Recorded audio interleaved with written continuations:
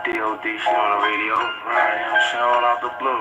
Never heard the situation after none of them songs. Never heard that. Every time I turn around, I hear somebody screaming. That's the piano. Pinata. You're the only one out the group that had piano lessons as a kid. I look Atlantic City, I showed y'all, look. You had piano? And all y'all other cats don't know if that's on some personal shit. Y'all know where we be at. Right, that's basically how I'm basically gonna treat that. Bring it. I'm about to break this whole situation down there. Like that. So we ain't talking around nothing, I'm saying. Straight to the point. We try to genius.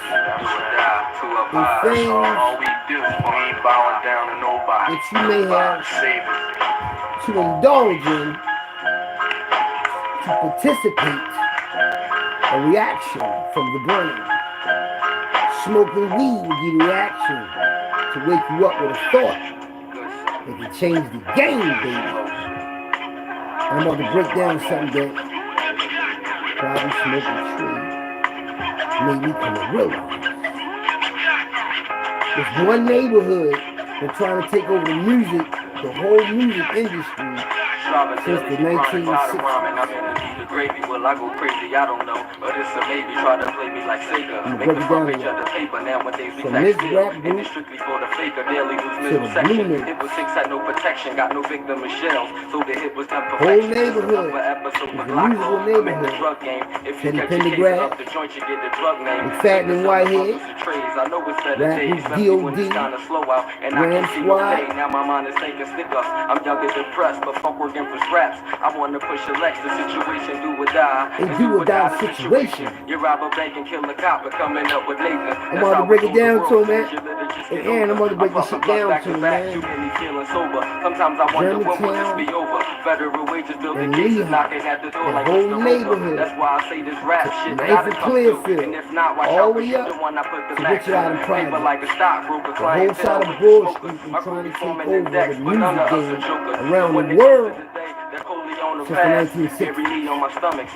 Lots of information I regurgitate to you. Day and age, we struggle to maintain. My niggas leaving in vain, but it's the gravy that I blame. The niggas on business, see stick up kids. $1 million cribs don't better than life is there. But in this day and age, I struggle to maintain. My niggas leaving in vain.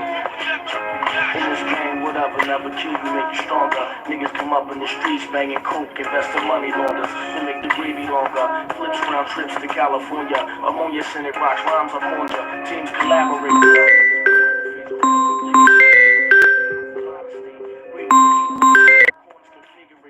That make you rich and wait undercovers, I mostly ain't one. They camping out in tents, aiming guns at my residence, grinding to get this president. Yeah, my cousin Kenyatta.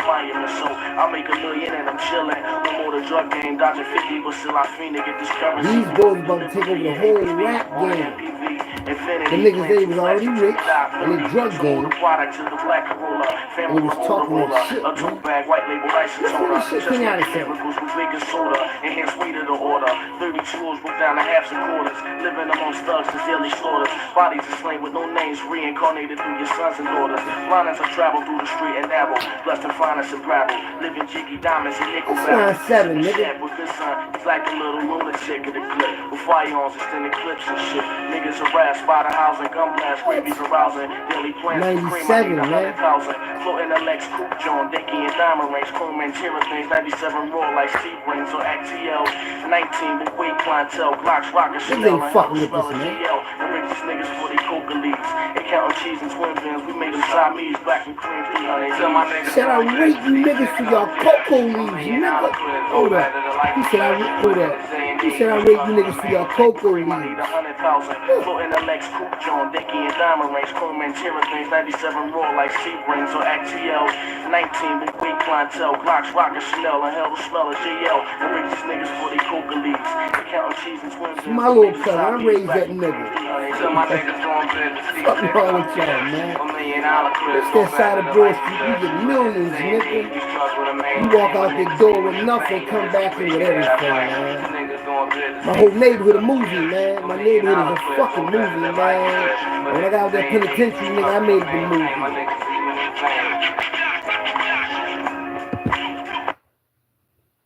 Hello world, I'm just here to make you think. This CEO Philly Trenches Hockey Raw coming at you live and direct with this bonus exclusive Philly Trenches Celeb News / World News video. I'm about to break down in y'all what really went down in Philadelphia, North Philadelphia, as far as the music game.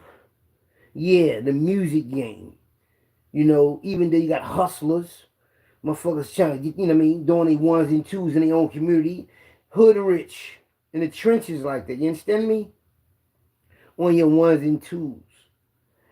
But then we want to shoot for the whole situation.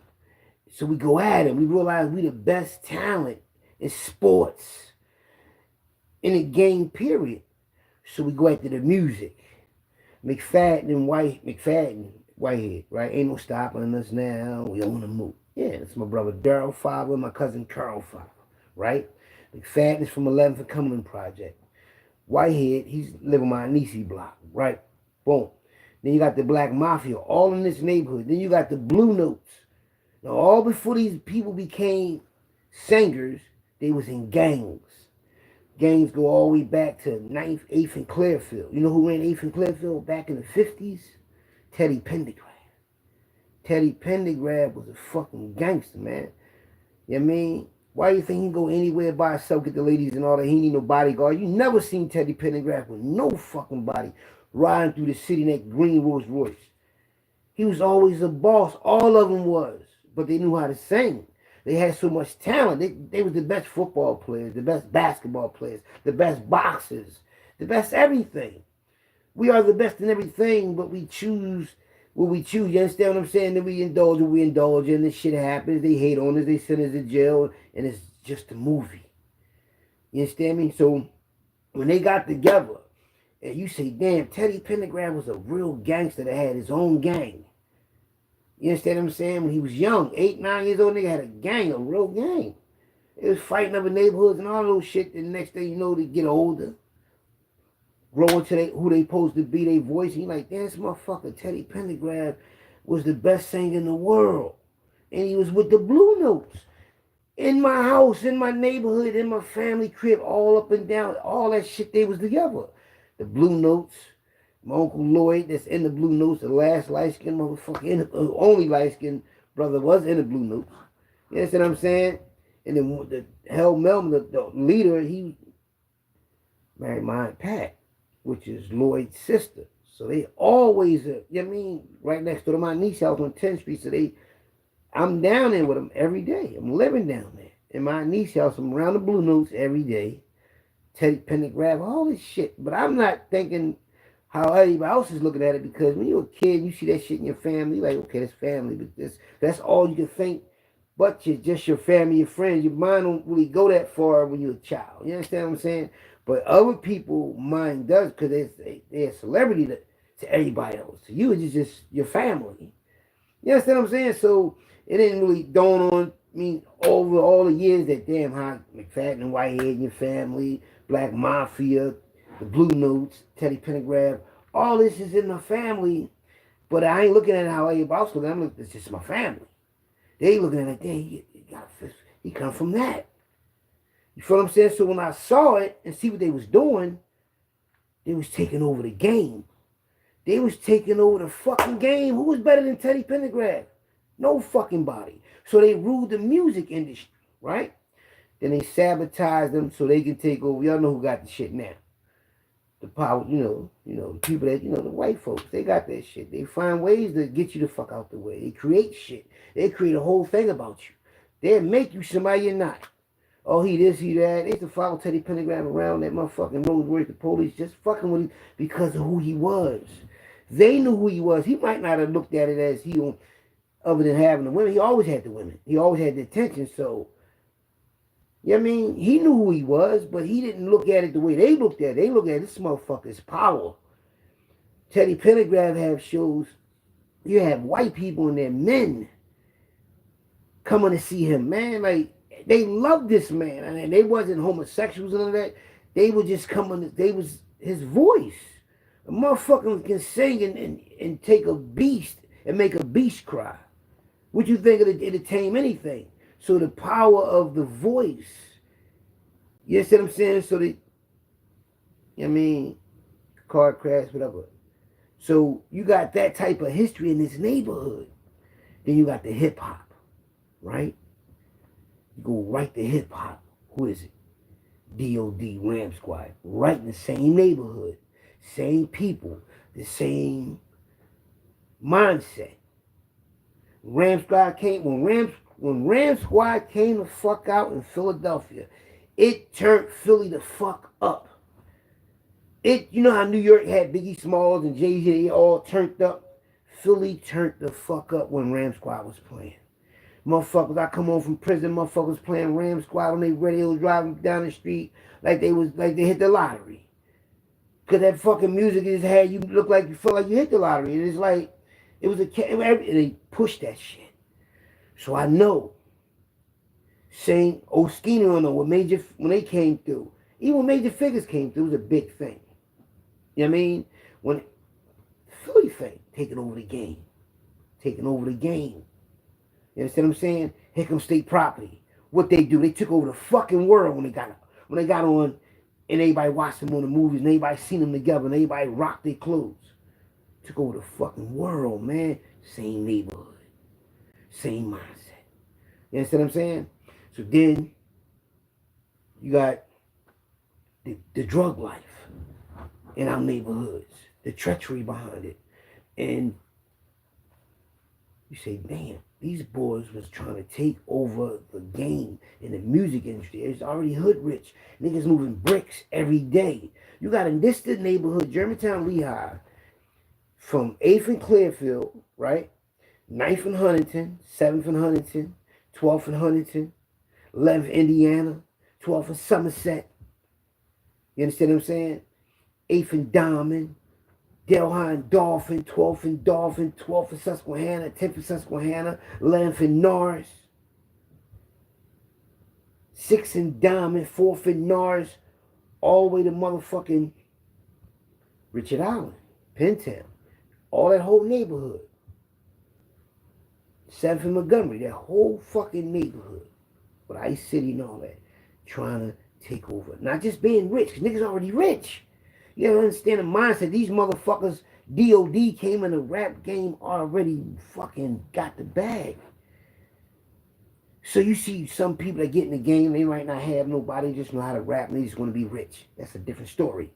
This group came with the bag already, came with the intelligence, came with the boldness, and put the city on the back and said, let's go. Niggas pulled up in motherfucking what?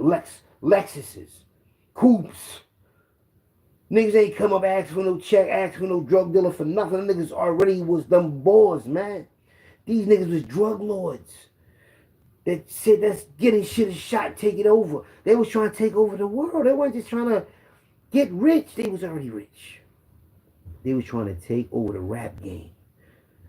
Jay-Z and them got it, and look what the fuck happened to it. Diddy locked up. They know they had it, but look what they did with it. Nothing. They destroy their own people, their own minds. No.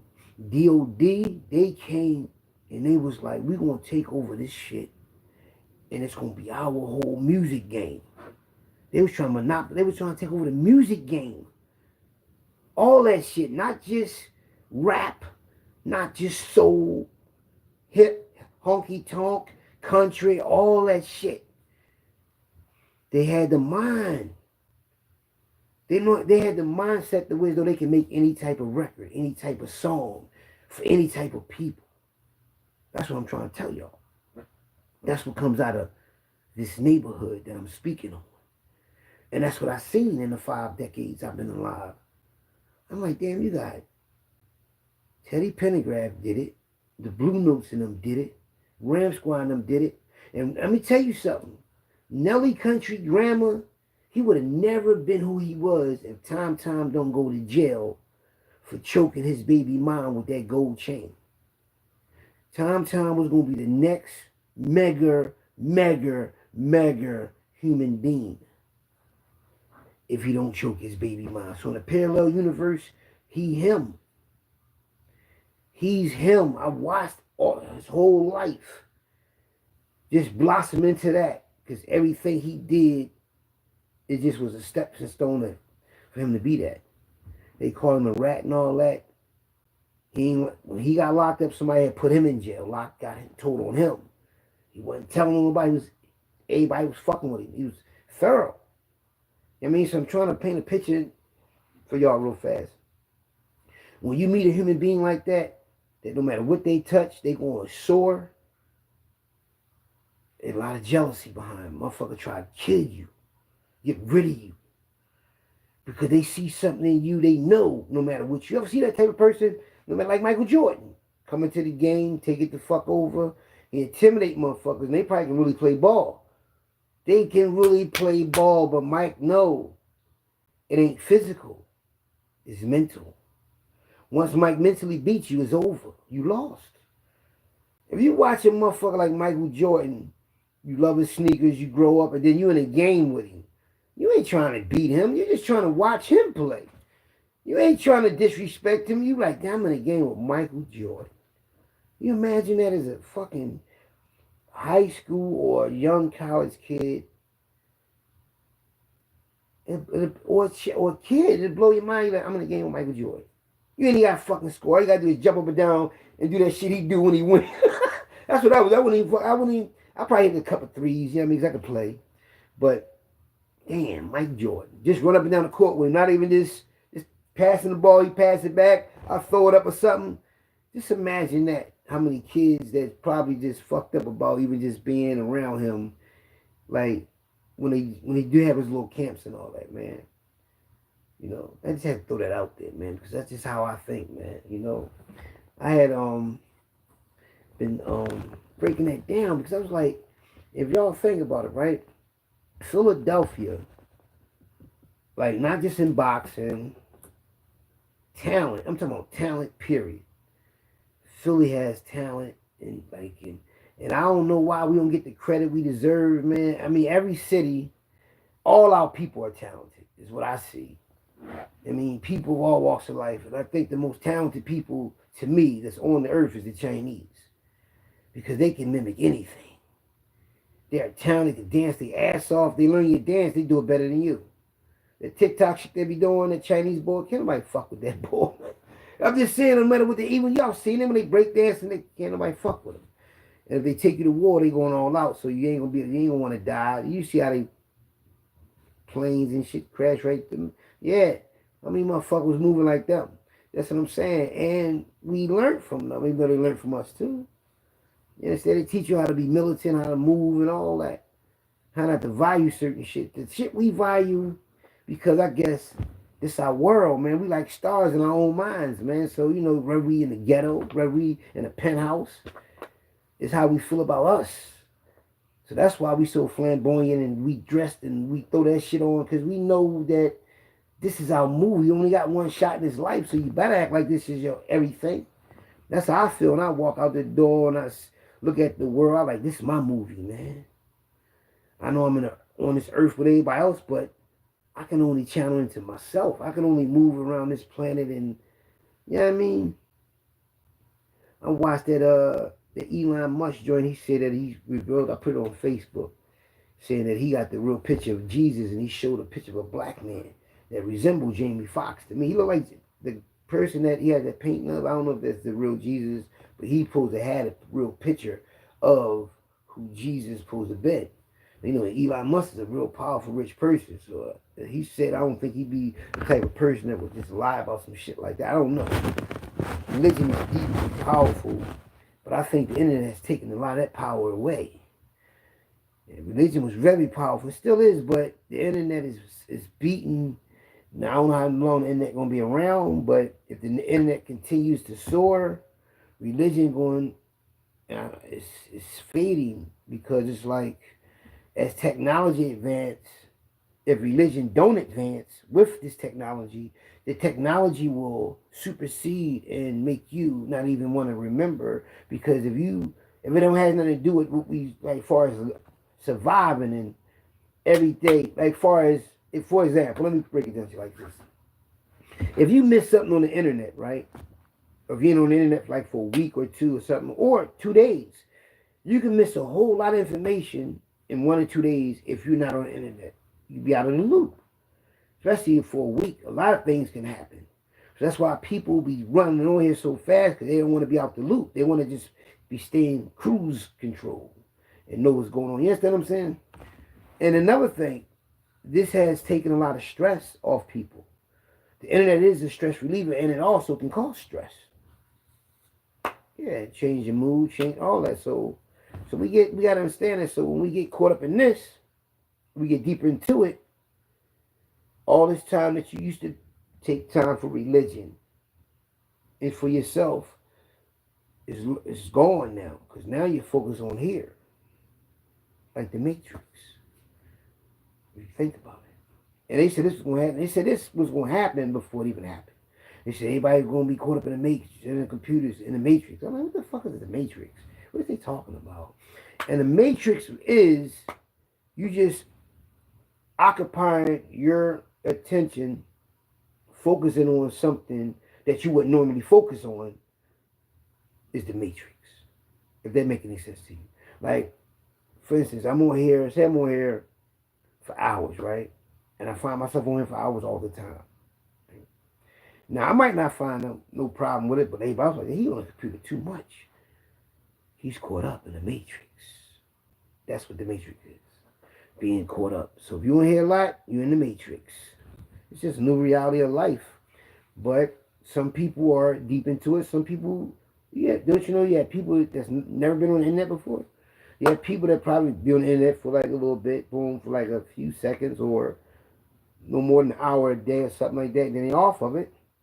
And they might just be checking the information and doing business and all that. And it could just be business related. See what I'm saying? And not sociable and into it.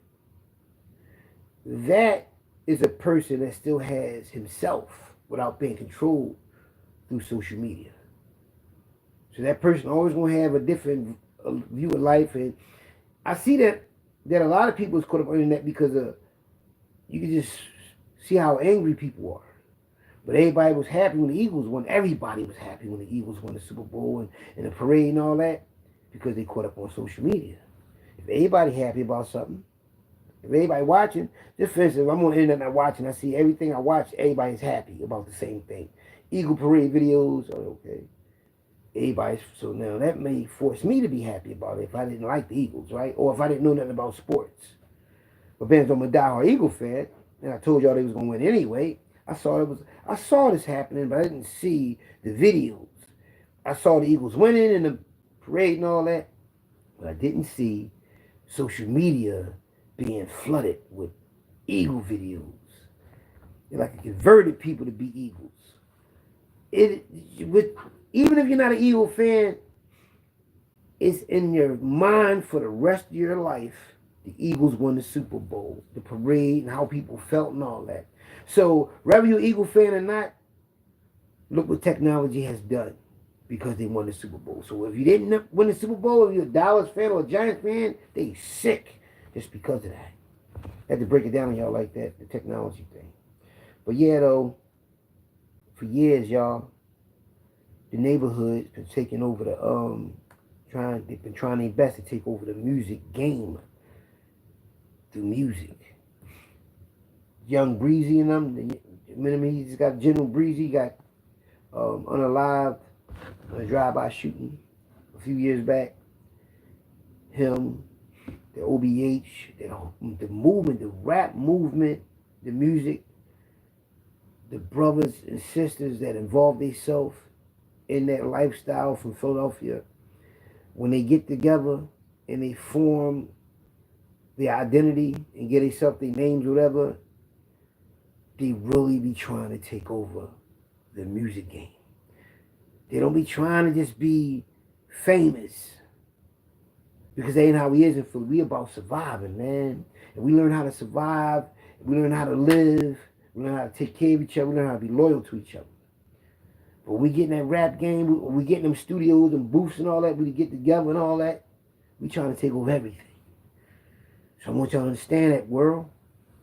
Philly different. Philly a different type of situation. They don't do it just to get no money. It may seem like it. from the surface, or they just want some money. They just want to be famous. No, we trying to take over all that shit. I'm just letting y'all know what it is. I got on the internet. You see how I'm coming. I'm not average. That's why it ain't about money with me, as far as the internet giving me money or people giving me money. It's about me getting the attention of the world to think and understand that I exist and to follow the things that I made. Like give you some jewels. Some of the things that I've said people have learned from and people live their life on. Because that's what I'm on here for. To make you think. You're not gonna never forget me. Can't never get somebody to teach you something, constantly teach you something. Constantly occupy your stress. You know what I'm saying? So they know. So there's a lot of people that's intimidated by that. Because they want the same thing. But they know they ain't earned it. So they'll do anything to get it. They'll lie, cheat, steal, create controversy and everything to get you the fuck out the way, to get the attention on them. But when they got the attention, they're not saying anything. They're not saying too much of anything, but the same old thing about different people. And that makes you the better person, because all you're going to be is the person with the bad news. No bad news. You see the Wizard of Oz, and you got the Oz. The Wizard of Oz, and you got the Wiz, with Michael Jackson, Dinah Ross. Remember that song? No bad news. No bad news. If a person always bring you bad news, and they come to you with the bad news with a laugh and a ridicule and a sarcasm with it, that person is so miserable. That person can never bring you good news. Why can they never always bring you good news? Like why they can't be that person? That's who I am. That's who I've always been. That's why when I'm around people, sometimes people don't, because they might not always be in a good mood. But me, I'm always in a good mood until I'm not. And if I'm not in a good mood, that's be the worst thing for you. You know what I mean? Because I don't try to just, you people hurt. It might just be cool with that. Shut up. Be cool with this. Shut up. They got that off because they was mad at you. You got the rage out of them. No, I ain't with, no. I'm like the type when you see a roach or an ant or something, or a fly, right? What you gotta do to that? You don't say just punch it, say, or sweet, or just take we used to, back in the day, I don't know if people still do that, right? But I just went back like to the 70s real quick in my thought. A whole visualization. You kill flies with the fly thing, the fly thing, stick they give you with the thing on the end of it. We used to roll the newspapers up, right? And it looked like a baseball bat and be hitting the shit out of them. I think we get it from my mom and them, because they must have been doing it when they was kids. Because I'm like, damn, I'm just thinking about this shit, right? So when you hitting the bug, right? You hitting the bug to do what? You kill it. See, I do something. I do. If somebody get me mad, it's like destroy, not just a shut up. No, no, that ain't satisfying me. Satisfying me is kill, destroy, erase, get rid of. No more. I mean, that's if I get mad, and I don't like to get mad. So being mad, getting mad is like, it takes a lot. You ever see the Hulk, the white guy, David Banner? Remember David Banner? He took Dr. McGee just kept messing with him. Like anywhere David Banner go, he a peaceful guy, right? He a peaceful guy. He don't like to mess with nobody. They mind his business. But if you make him mad, you push him to the limit, he's gonna turn into the Incredible Hulk. And I used to always watch that show. Everybody watched the Hulk when he was a kid. David Banner always on the run from Dr. McGee, always a couple steps ahead of him, a few towns, he always on the run. That's why I used to like to be on a run. That's why I used to always run from juvenile placements, all that, from watching the Hulk. The Hulk was always on a run. And I used to be like, damn, man, you gonna catch the Hulk. And that fucking Dr. McGee be following from county to county, anywhere he went. You push him, the motherfucker grab that arm, turn green, Yo, so it takes a lot to get me mad like David Banner. But if you get me mad, you understand me, but a person can't really think clearly when they mad, but when you mad, right, when you're real angry, it's like whoever is against what you say is like you're right in your mind. When you're real mad, you're right about everything. When you're real pissed off, when you're really pissed off, because your thoughts is racing, right? Yeah, your thoughts be racing when you're real mad. But if you're real mad and somebody on your side, oh, you ain't mad at them at all. You ain't mad at them at all. Is you? No. But if you're mad as shit and somebody going against what you're saying, you might take it out on them. And that's what I see, y'all. I see that. But I just look at it like this. When people think that I'm mad at somebody or hating on somebody on the internet, no, not at all. Not at all. Mm-mm. Just a YouTuber speaking my mind, but at the same time, I know. Prime example, Wallow and Gilly, boom, from Philly, right? Put their mind to it. Same thing with Major Figures when they got in the game and everybody was listening to their music. Boom.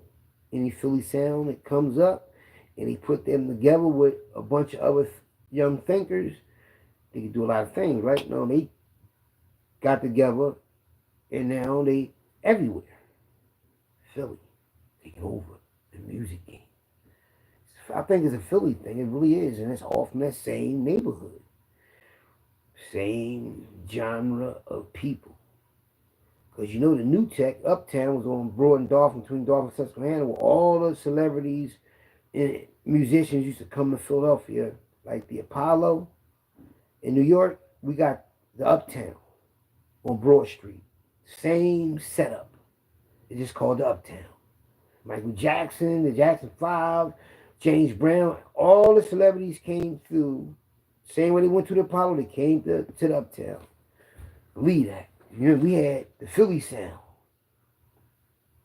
Yeah, Teddy Campbell and all of we had Philly was we had the best writers, McFadden and Whitehead. They wrote Backstabbers, all them fucking cool songs y'all hear when y'all watched the Mac and all them back in them 1970 and 60 gangster black flicks. Who do you think been writing them songs, man? Philly artists, man. They wrote all them songs, man. Who know the streets better than, I mean? If you in the motherfucker, you can sing. So that's why it was so easy for Philly to have so many singers and so many, the sound. We still got it. I mean, a lot of people out here that can sing right now. They do their little ones and twos, or they rap, whatever. They don't even realize they got family that was singers in bands. And not only that, just because you have a great aunt or a great grandmom or something like that, or grandmom that was part of a group, and it just was the females that sung. The females, they ain't had no name, they just was part of the group. Or they might say the Chalettes, the boy in his Chalette dances or something like that. So in Philly, that's why if y'all can get the footage and y'all can be like, and y'all can look back in Philly history, when we be down South Street and how they had the ballroom, the dance rooms, everything that we did as far as being a part of that life. It's a lot of footage. There's a lot of stuff they got on the internet you can see. Like, damn, they was really doing anything like New York. When I look at Philly 1950s down Center City, how they was dressing and moving, I'm like, damn. It's like I'm watching that shit on TV. You're like, damn, Philly is the and so you know what? I think Philly still is the mecca of music far as the industry go, far as the talent and who's going to continue to bring it. Philly is. We're going to continue to bring the rap music. We're going to continue to bring the soul, whatever, the acting, the sports, the boxing, the athletes. We producing them. Other cities is too. I mean, every city got, us, our people there. So, every city that got black people there, people with melanin in them, they're going to produce on the levels they need to produce on. But from where it comes from, us, the city of Philadelphia, You can have a kid, right? And we all got, as human beings, blacks, right? In Philly, we have kids, and you will see every kid personality. Like, damn, that kid could be anybody. That kid could be a movie star, or an athlete, or anything. Because when you see them when they little, I mean, like some real shit, like so. But because of how the world is and how to control and dominate, you will never get to see all this talent in Philly because of the industry, and it ain't going. They don't want to pay people what they're supposed to have because it ain't about that. It's about tricking people, taking their shit, buying an illusion, selling an illusion. You know what I mean? Think about it. Like, if I know all these kids or all these people are talented, but I don't want them to make no money. I want to make all the money. I don't want them to make shit. It ain't really about their talent. It's about just me making money and really, all right, and also pleasing the crowd, giving them what they paid for, but I don't really want them to make nothing. So that's why you don't see who you need to see, which is supposed to, like, all the best athletes, the best of everything. You might not get a chance to experience, like we would get to experience it and see it in the ghetto, because they ain't got to go through all these rules and regulations and policies to be on somebody's team, to be under somebody's guidelines, to be a part of a movie cast or be on television. You know what I'm saying? So we get to see raw talent and everything firsthand, whether it's in jail, in the ghetto, but we get to see it. You know what I mean? And that's the luxury of that. And they know it. They're like, damn, man, we got to find the talent. The talent's in the ghetto, but this guy, Ray, he killed somebody before, or he sold drugs, or he just don't fit the type. But we look at it like for instance, we can go in the backyard or in the side of a basketball court or inside of a gym, and we can see people playing ball. Black kids playing up and down the court, pulling up, shooting the jumper, dunking the ball, whatever. And you might think, ooh, if somebody got dunked on a 3-pointer, but you see this shit all the time. But when it's a crowd and it's a camera and there's people witnessing it, it's different. But then, like under the whistle, I know people that can play basketball real good, but under the whistle, a referee there and people watching, it's different because you're on a different stage. Can you play under pressure? Can you play while people watching you? Can you be yourself? It's like when you watch a movie, like when you watch me, y'all don't know if I'm being myself or not, but I am being myself. When you watch a movie, like you watch Denzel Washington in a movie, he's acting. You forget that he's acting. He's so good that you forget that he's acting. Right? Any movie you watch, you get so caught up in it, you put yourself in a motherfucking movie. You know what I mean? If your mind go there, when you're deep into something you're watching, you can take yourself there. You know what I mean? And that's what I did. I take myself there, and I realized that people do that though. I mean, people actually think like they really be thinking that when you on the internet, right? That some people do be having shit rehearsed or have people cue cards behind them, or they might write things down what they want to talk about. Me, I'm freestyling. Everything is a freestyle to me. So if I fuck up and say something or do something, it is what it is. That's life though. See, I'm being real. Other people might edit their video or do something like that, and this, that, and the third. And you're like, I want to watch this video. I want to watch all the videos, but you ain't gonna see no fuck ups. That ain't, why anything perfect? Because everybody's perfect. Like, is it you getting paid all that money to be that perfect? No, so I wouldn't be like I am because this is real. I mean, yeah. Like, for instance, I'm on here now talking to y'all, right? The way I feel now when I'm talking to y'all, right?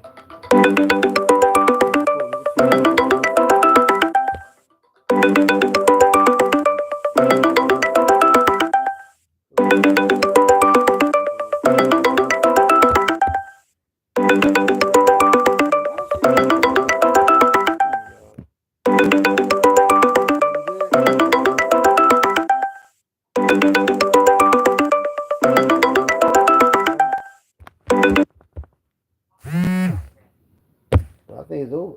All right, I'm gonna call you that, dude. All right. yeah, what's up, y'all? My fault. Everything rings. I got 4 phones. And whoever called, well, if you FaceTime me, all my phones going to ring at the same time. But I have these 4 phones. It ain't that I wanted to happen. It just, that somehow it just happened for me to have 4 different phones with 4 different numbers and shit like that.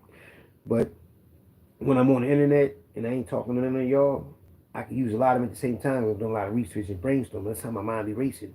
I gotta be on different apps and devices looking for different things, and I don't know why I do that, but that's what happens. That's how my day is sometimes.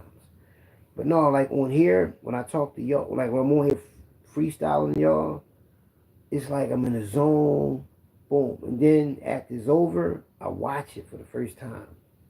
And I'm like, damn, I wonder how I did. And then I just watch myself. I'm like, damn, I did all right. I'm a number one critic myself. Because I'm a thinker. So I know if I make something as far as the video, if I watch it and if I like it, someone else gonna like it. Because I'm a good judge of character. But if I don't like it, ain't nobody gonna like this. Or they might like some of it, not all of it. I can tell. And then I can get emotional about it as I watch it. I can, like the emotion, I get, like as I talk, I can get the emotion out of the video. I'm good at that. I don't know how. It's just a gift. I don't know. But yeah, man, I'm going to show you a picture of me and my son, right? It's in a frame, but it's like 2000, what year is this? This is like 2010 in the wintertime. I had braids, right? Now, well, I really just, and I want to show you what I had on my feet. I had this polo. That's one polo. I had all the polo, different boots, the different colors. The high top ones, the low top ones, had all different type of polo boots. But I realized polo boots, they don't keep your feet warm, though. Hold up, let me show y'all the picture. Now, this is me inside of a framed picture, me and my son. As you can see, I had braids, right? And that's my hair. That's my hair right here. Coming off the, right there in the back. That's my hair. Right there. So this is, I had a Calvin Klein, like, sweater jacket thing on. Had one of my diamond watches on. It had all this diamonds in it that I got down Kensington. And I ain't sure if I got a ring on my finger or not. I ain't really sure. We in front of the movie theater. And I got the polo boots on. They polo boots. Let me back up so I can see. See the buckle? Had them low things on, man, Diamond, big ass diamonds on. That's when I was getting that paper, man, off my phone. You know what I mean? My son, he almost 25 now. My son, hot thorough, man.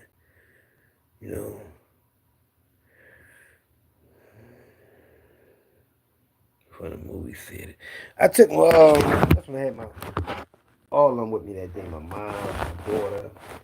Hey, mine's like 7 of us, like 6, 7 of us, and my nephew. Took everybody to movies and all that. You know me, I was doing my ones and twos, like get everybody together on the weekends. That's what I should do. Hustle all the money up on the weekdays and get everybody together on the weekends. Take them to Atlantic City on the weekends. That's what I should do, man. Get my kids, take them up, get them for the weekends. Like my dad used to do us. But I was getting more, it's like I was making more money than my dad.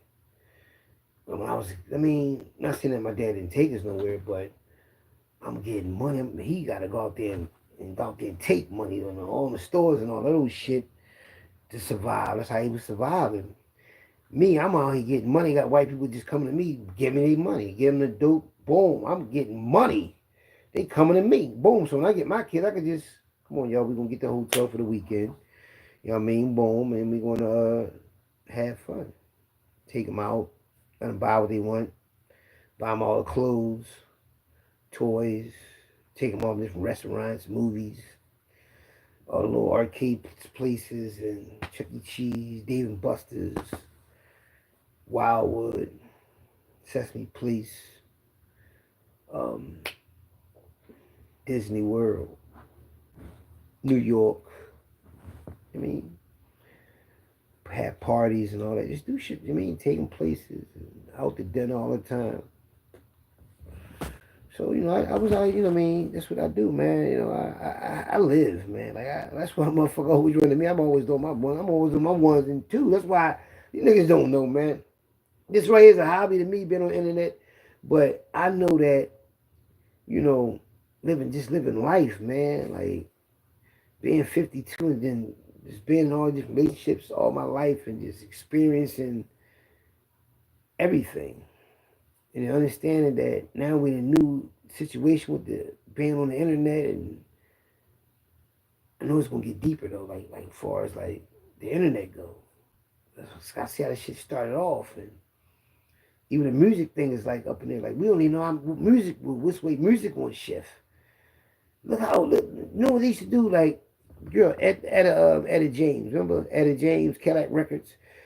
The one Beyonce played in the movie Cadillac Records, she played Etta James, right? Etta James is a young girl that could sing her ass off. Her dad was a pool shark, white boy, but her mom was black. So she was a red bone with blonde hair, could sing her ass off. They was using them people. Listen, man, they only gave her like $10,000. Let me tell you how crazy it was back then. No matter how many songs you made, no matter how many records you sold, right? You weren't getting paid from that. You was getting paid from performing in front of people. They was robbing the shit out of people, man.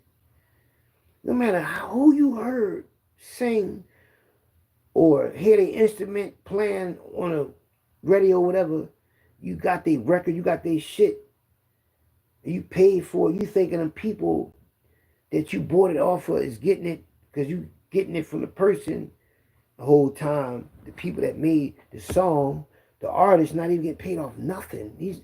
He can sell 1 billion records. I know it had to have been a black person back then that sold way more than anybody to this day probably. They ain't get a dime from it. They ain't get a fucking dime from it. See how they was robbing people? Chicken circuit and all that. They was robbing so many people. They robbed so many people in the industry that the shit was, it's just crazy. They do it now. They did it to me. Right? Think about it. Look, I'm only talking y'all. Thank God of that, right? But look how many apps I have that the world get to see me talk live on. Facebook.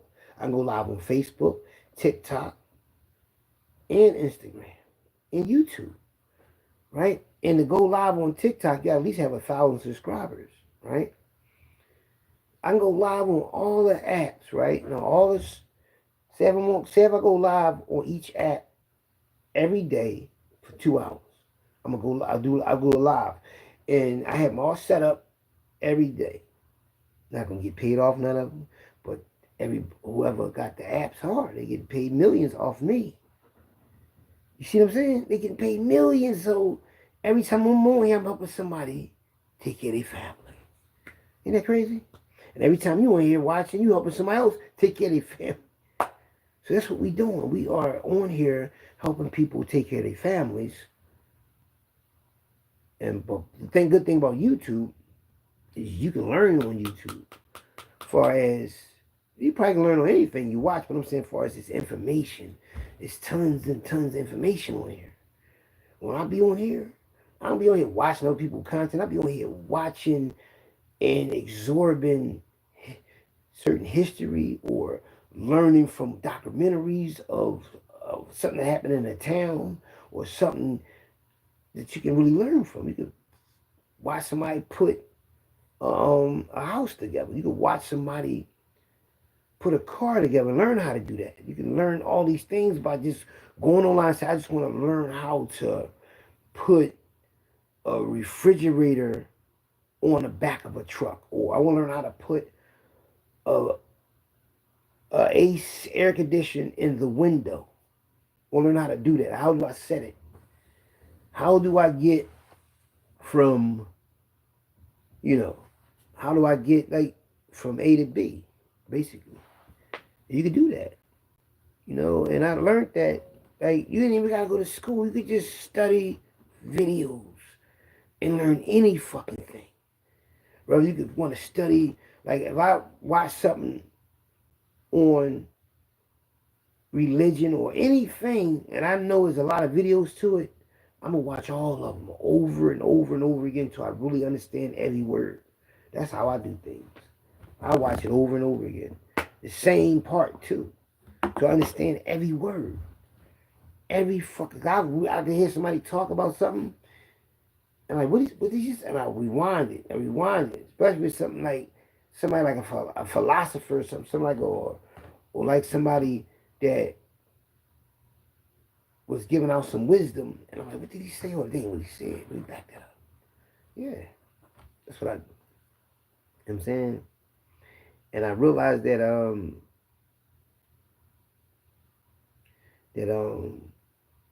as we continue to go in 2025, going to 2028, right? Between 2025 and the year 2028, they're going to start to reveal UFO stuff and all this other stuff that they want us not to be afraid of. Like they wait certain times in life to reveal certain things to us. Because everything we have right now, they had this shit in the 60s. This right here, all this, they had this shit in the 1960s. Probably like, well, not everything, but just about. But if you think about it, you can't push it out there yet because how people are, how life is, like far as cars you drive, right? You can't come out with a Tesla in 1975 or 1987. Well, you could have came out when Back to the Future movie came out. It all depends what we watching and how we looking at life. Well, y'all have no idea the way we live now. Y'all could not live like that in the 80s or 90s. Heck no. The way people are openly out here being gay and all that, back in the 80s and 90s, you couldn't be out here like that. Hell no. They probably get killed walking the street like, oh, for real, I'm not making it up, man. Like, I'm not trying to bash nobody or nothing like that because I have nothing against the gay community at all. I'm just saying back then, it was like, people was like harsh back then as far as how they viewed you and how you had to be. People couldn't be you could be yourself, but you couldn't be like how people are out here now. No. That's the dress code. When I was in Atlantic City, right? I looked at how they used to dress. Don't you know back in the 1920s, early 1900s, if you went on the beach, you couldn't show your skin? A female could not wear a bikini, a bathing suit. They had to wear fucking like balloon-looking clothes. You imagine you gotta hop into a balloon-like clothes to be on the beach? You couldn't. The female could not, or the man. The man could only wear. He probably only see like. You couldn't show your kneecap, so you couldn't see your knee. So you had to have shorts all the way down past your kneecap, or to the knee, right? And your shirt would have to be short-sleeved, but a shirt. So you couldn't be on the beach without a shirt. You couldn't like, I'm getting a tan. Fuck this. You imagine how many pale motherfuckers that was white that was on the beach and they probably had, that shit must have irritated the fuck out of them. But you know, they ain't let us on the beach.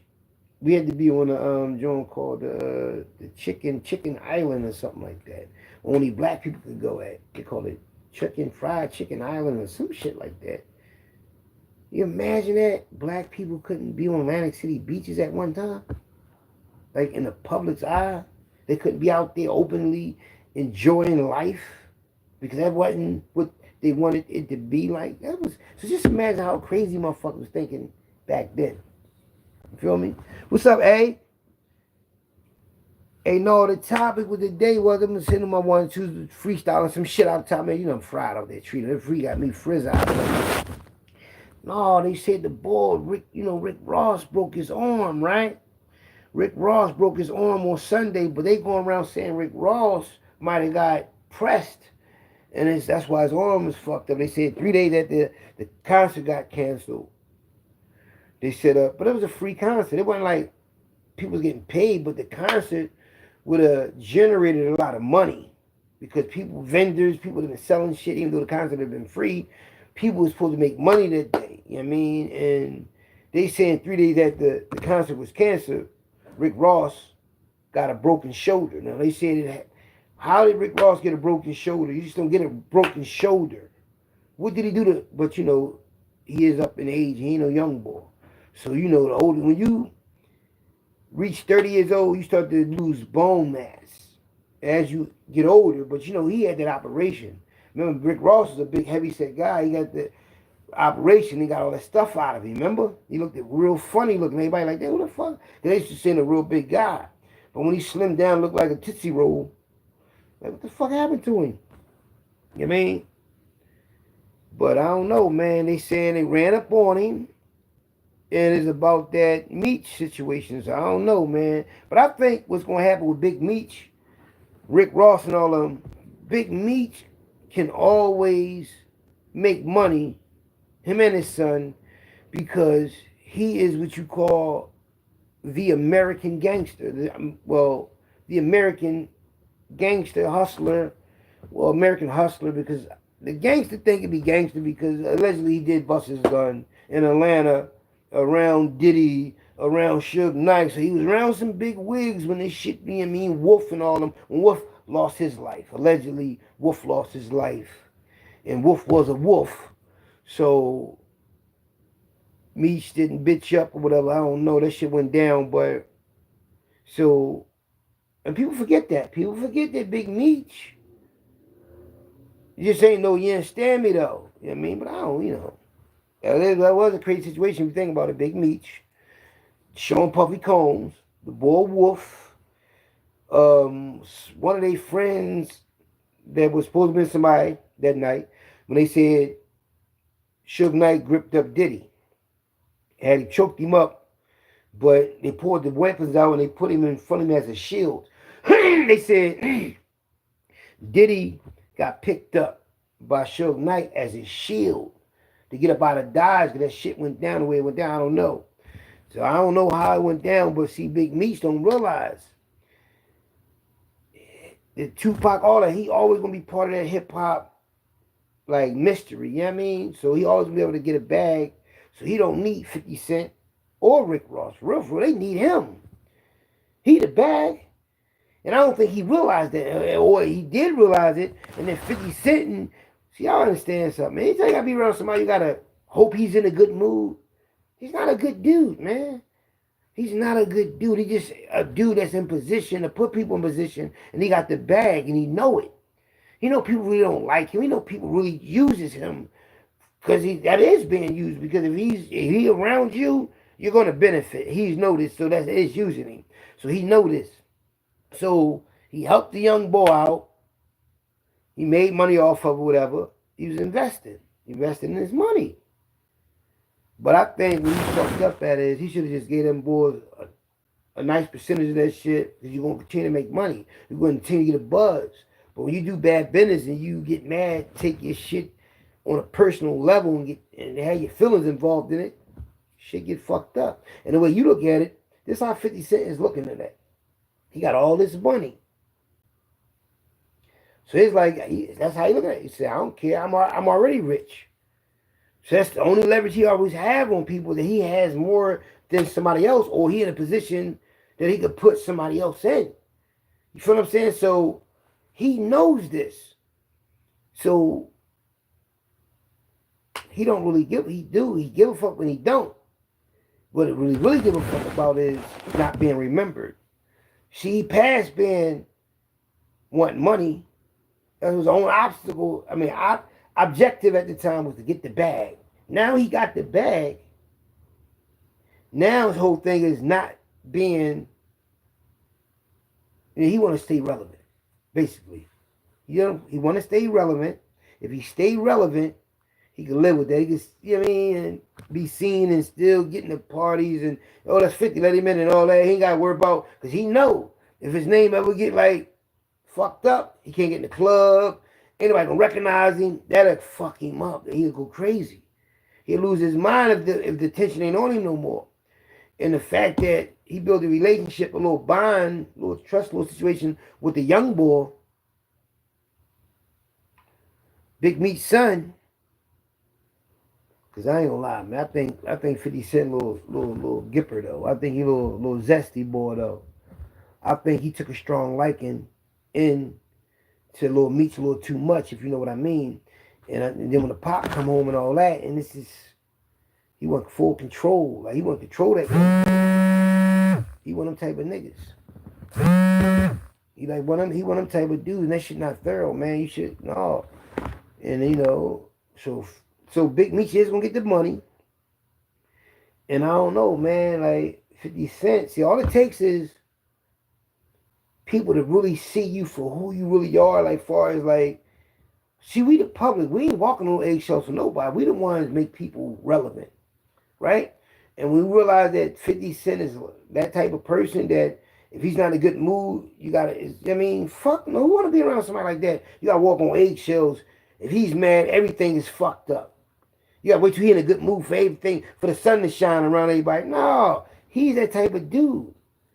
And that type of dude, and you find out he's that type of dude, gonna lose a lot of people fast, man. Don't nobody want to be around nobody like that.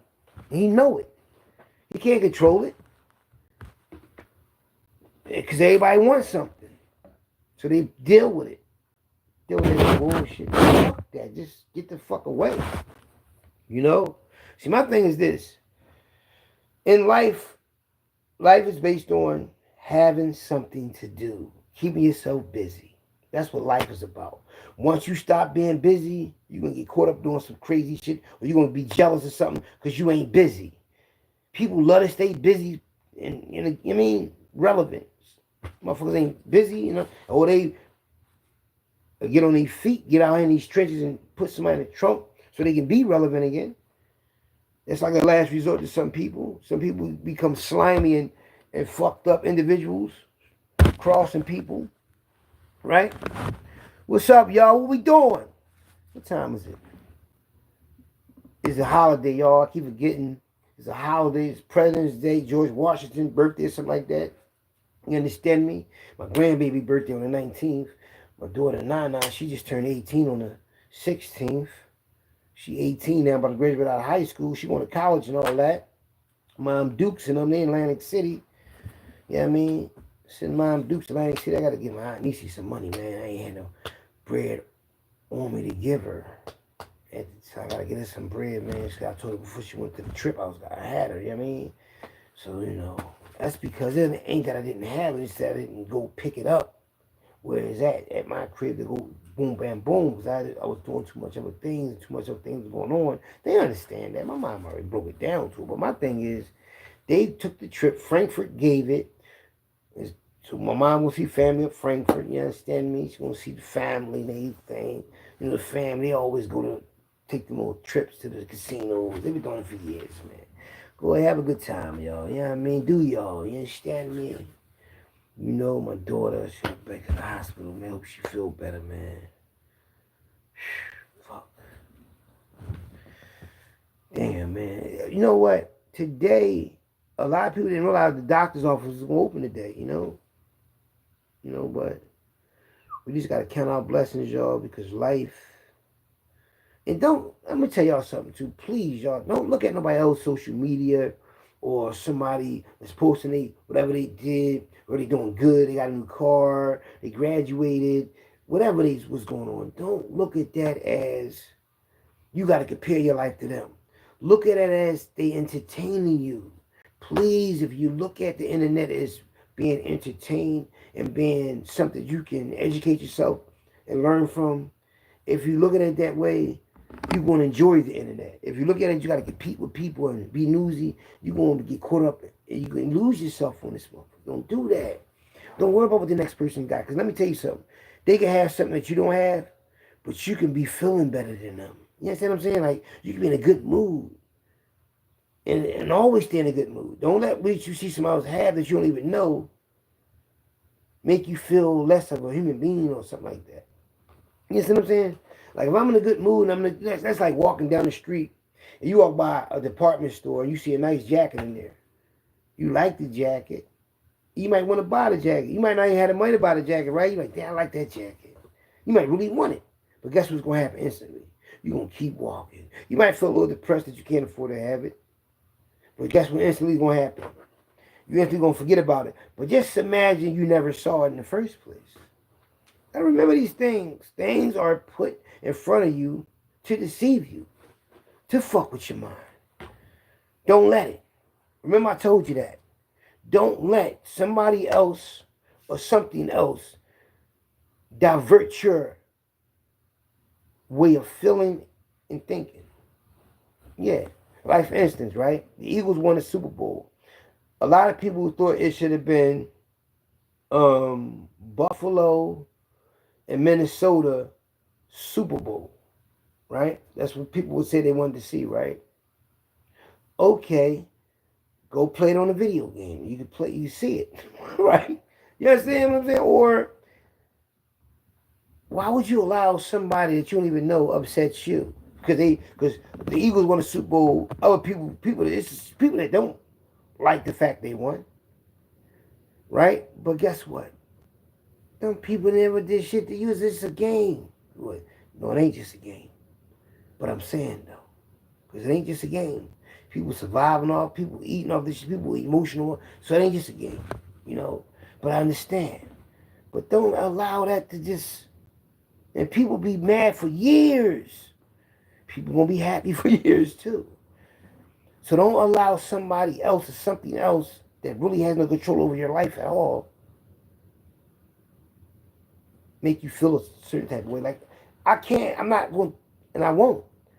And I don't want y'all to, because you can get caught up on it. You can get caught up on the internet being emotional about something that somebody's saying out of their mouth on their live or whatever, or a topic. It can be a topic about anything. You might not like the person that's saying what they're saying about the topic. You might not like what these, you might not like a lot of things, but you gotta ask yourself, why am I upset? I don't even know this person. Might not even know the person that the topic is about. You see how crazy, how it seems, how crazy people really are, that they will get mad about a person or a situation and they don't even know these, like, they don't even know the people. They don't, the Lakers could be playing the Celtics and the Lakers could have lost. And people will get mad. Understand you like the team and all that, but I'm talking about mad. You get mad, understand they lost. Damn, they lost. And you just, all right, they lost. You out that shit off. It shouldn't be on your mind no more, but it stays on people's mind and it hinders on them. Why is that? As a kid, we used to like watch shit like, you know, you're a kid, you watch the Super Bowl or something like that for the first time, and your team might win or lose. Say if the team lost, right? You got over that shit the next day. Or you know what I mean? It's like playing with toys. You don't continue to play with toys every day for the rest of your life because damn, I'm in this toy mood, I got a toy. But you got some people that keep these fucking toys for the rest of their life in their room. Or that favorite shirt. That favorite hat. You know what I mean? As human beings, man, you find out we some mysterious and interesting and comical individuals, man. You know? I look at everything like this. I'm like, you know what? We got a life to live as human beings. And then when you walk out your door, like you watch the Jefferson, George would come out the apartment building, he'd stretch his arms and all that. I'm like, damn, that's how you gotta be. Cause this your movie. When you got from a baby to like older age, like 80, 90, 100 years old. In between that time, you're gonna live a life. In your teens, in your 20s, in your 30s, you're in your 40s. Now all of a sudden you're going to the doctor's office, right? Now you're on medication from that moment on for the rest of your life because life changed. You only get a good 10 to 25 good years, like far as being alive and active. After that, family, responsibilities, and but teenage years, young 20s, you get to do it to whatever. But once you start climbing down them 40s, and you be like, you know what I mean? Like me personally, I'm 52. I know I don't look my age. So my life ain't like an average human being's life far as how people, like at my age, I'm supposed to be retired. I'm supposed to be doing what I'm doing now. I'm retired. Talk to the family on the phone when I can, when I feel like it. I don't just talk to be talking. It's nothing personal. It's nothing that I don't want to talk to people. I gotta be in the mood. You know what I mean? Like, yeah, like I ain't young no more when I was just be 1,000% energetic and all that. And now as you get older and you go through a lot of things in life, and I lost a lot of people. I lost a lot of friends, a lot of my homies, a lot of my day ones. You know what I mean? I lost a lot of them, right? And I just lost my homie Keith, man. You know, day before my birthday, I didn't even know. Well, he died for that, but his janaza was the day before my birthday. I didn't even know. So all like my childhood friends, got a few. Well, I know a lot of people, so still have a lot of childhood friends that's alive. But I'm talking about the ones I was in the trenches with. A lot of them locked up. Most of them are dead. A few of them is out here still around, call me, whatever. A lot of them is like, a lot of them in prison, but it's not a lot of them out here too, though. But, we live life, but when you lose them, like, even if you see them, say if you don't see them, right? But they're alive, right? When you hear they pass away, it's like all the memories, it just pop back up, and you're like, damn, man. And as you get older, you realize, like, damn, man, I'm losing people as I get older. Who I'm gonna lose this year? Who I'm gonna lose? That's what I say. At the end of the year, I'm like, damn, I wonder who I'm gonna lose in this next year coming up, man. Fuck. And I be like, this is how I approach every year. Every year that comes up, I approach it like this. You know how you walk through a door? The winter time in it's like this December, right? December is the end of the year to us. And January is the beginning of the year. But they're trying to say that March or April is supposed to be the beginning of the year because how the weather is like we got the spring. It's like the new day. They saying that the spring time it should be like January, New Year's. So you got that, right? So how I look at it is this. The winter time of December, end of the year, you had a summertime, come out of the summer and all the end of the year. So when I walk through December's door and I close it, I'm coming into a new year. So I'm in December, and it's like walking through a door to get to January. That's how I look at it. Every time December come around, like, damn, man, it's the winter time. It's gonna be cold as shit. But I like the January and February though, because it's my birthday in February. February is when it's ice on the ground. It's cold as shit outside, ice on the ground. December is snowy, holiday season. You know what I mean? Now you got to look at it like, okay, now it's a new year. What we gonna do? Everything brand new. Sunshine. Then the next thing, springtime come around. Everything bright clothes, bright lights, flowers. Going into the summer. But a lot of people don't have that in these cities. See, Philadelphia, we got winter, summer, spring, fall. So April, May come, the weather's getting better. It's warmer outside. And guess what? The city is a part of it. The city be a part of the whole atmosphere. You'll see when the news come on, you'll see them having behind you how nice it is outside. And it's summer, it'll be like May 9th. And they had a weather behind you on the screen, and they be talking to you, and they hype the whole fucking day up. Oh, it's May 9th, and it's nice outside, and boom, boom, boom, boom, and all that. And they tell you the weather, and they get into showing you the city, flowers and shit like that. And then you go to the stores, and you're like, damn, everything is out. Everything that they want to sell you ain't no more winter clothes. Now they got the spring clothes out, and the outfits, and now get people to start buying into the shit. And they buy into it. And next thing we got summertime. Yep. And then they get into after summer. Whereas after summer comes, they come fall, Halloween. Get to the Halloween thing.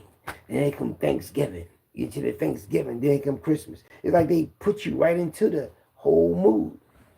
Yeah, they do it every year. News, advertisement, commercials. I mean, they got this shit really like clockwork. It's like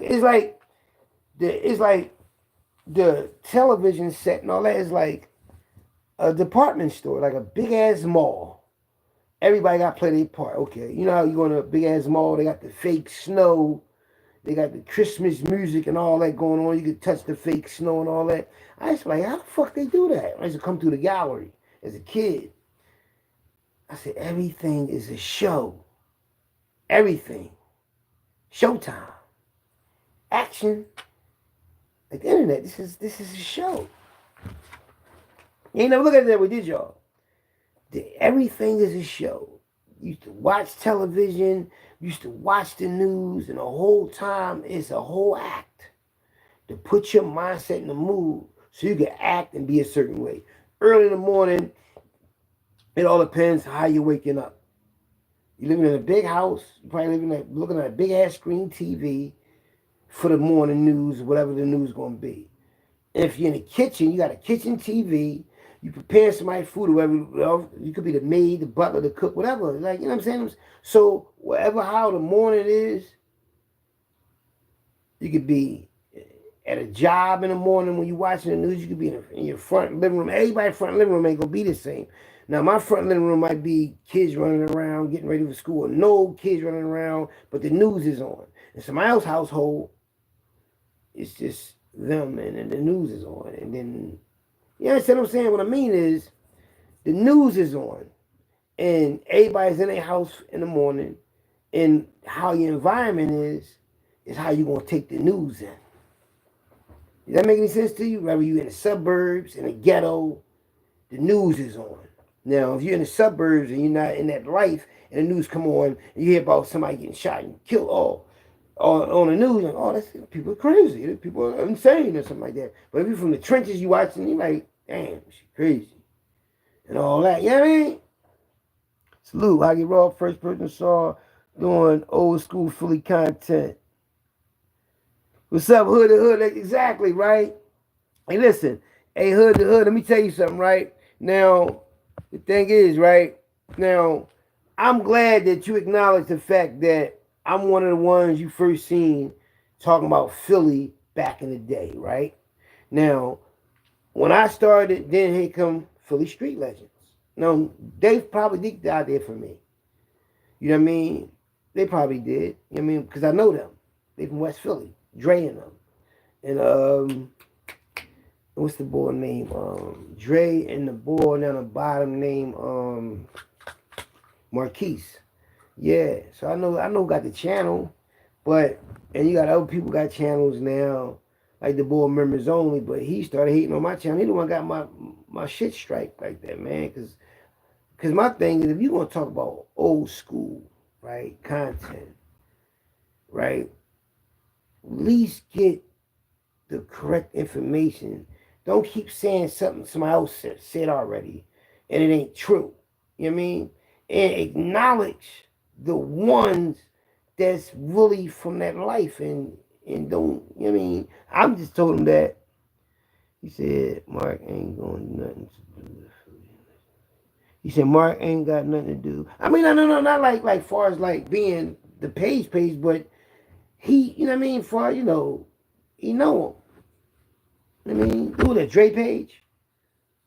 I know they all know each other. That's all. I know West Philly and Southwest niggas, and as far as what the content was about, I know everybody know each other. That's all I'm saying. But I don't know.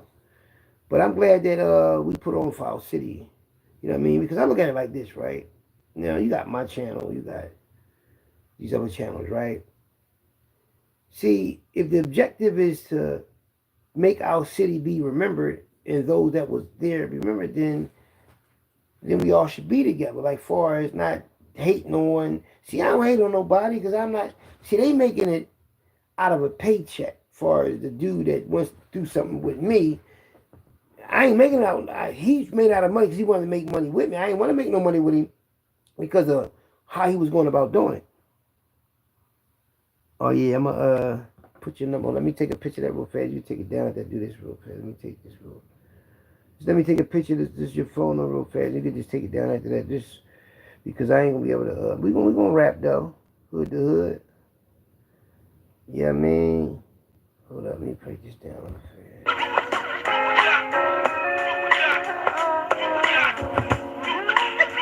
Yeah, you can take it down now. I got your number. You can take your camera. I don't want anybody playing your phone, alright? So I'll just take it down. So.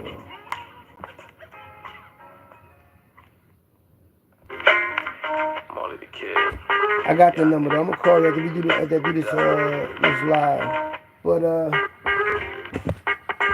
like the content as for Philly, right? When you got dudes that might talk to somebody and they might get some information about somebody that was getting money in Philly, right? It could be anybody.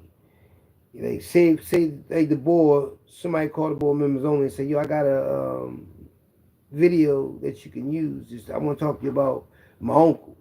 And he talked about his uncle to him, and then he put the joint up, and his uncle somebody that everybody used to hear about. He make the video, right? Cool, right? But they ain't how be. He just say little shit that just be irritating me. Just like, and that's what I mean. Like, if you want to talk about somebody say he was getting money, why do you keep trying to make it be like it's like the same type of shit you talk about? Like he said he was getting money and they was rolling back then. Hey, okay. They was getting money, he was rolling back then. They was getting money, he was rolling back then. All right. What else though? What else? Everybody was getting money, he was rolling back then. That's what I'm saying. That nigga type of content, you're not saying anything. And if he is saying something, we heard it already. That's what I'm saying. That's why, like, no, these dudes don't be. They ain't in it for the duration. They in it. They in it for the They in it for the money. And when you in it for the money, you ain't gonna get no real Philly content, man. You gonna get watered down. You're gonna get ice in your cup, nigga. You gonna get a lot of ice, nigga. You're going to ask for lemonade. You're going to get a lot of fucking ice. But if you take the ice out the cup and put the lemonade already cold. You don't need no ice. That's what I'm saying. Them niggas got too much ice in they shit. But when I get on here and I freestyle, and the reason why I don't think nobody should make Philly past content if they wasn't there is because you're not going to really understand and get the full effect from the person, because is emotions behind that era as far as how people was thinking, feeling, acting, how the smell of the air was, the food, everything, the songs, the music, the way people felt. So if you don't got none of that to add to it but just a story, then you just saying what the newspaper's saying. And that only be the truth, and that's not even the truth. But when I talk about Philly past, I had a music plan of that year, what I was doing, how it was, and I go right back to that time. With that emotion behind the content, behind me talking, you're going to get that same emotion that I was feeling when it was going down. I'm visualizing in my mind, taking you there just by talking it to you, right? You understand what I'm doing? When I'm bringing up my stories, right? When I'm bringing up back in the day compared to these other dudes bringing up back in the day. They only bring it back to you something they reading on a piece of paper because you're not seeing their face, right? They just reading something off a piece of paper or remembering something that they didn't memorize with no emotion behind it. They just telling you a story. Because they in a good mood to tell it. But they ain't the mood you're supposed to be in when you tell certain type of stories, because when shit happen in the city, you're in a certain mood. It puts you in a certain mood. You move in a certain way. You know? Plus, when I tell my stories back to the world, my mind is going back into 1988 visualizing that whole environment, that whole habitated situation, far as the geographic, the people around me, what they was thinking, what they was doing. So I'm really taking you there. I'm taking my mind back to years ago. And as I'm taking my mind back years ago, I'm visualizing that, and I'm talking to you at the same time. Do you know how powerful and explosive that is to go back into time and a memory and speak it to you?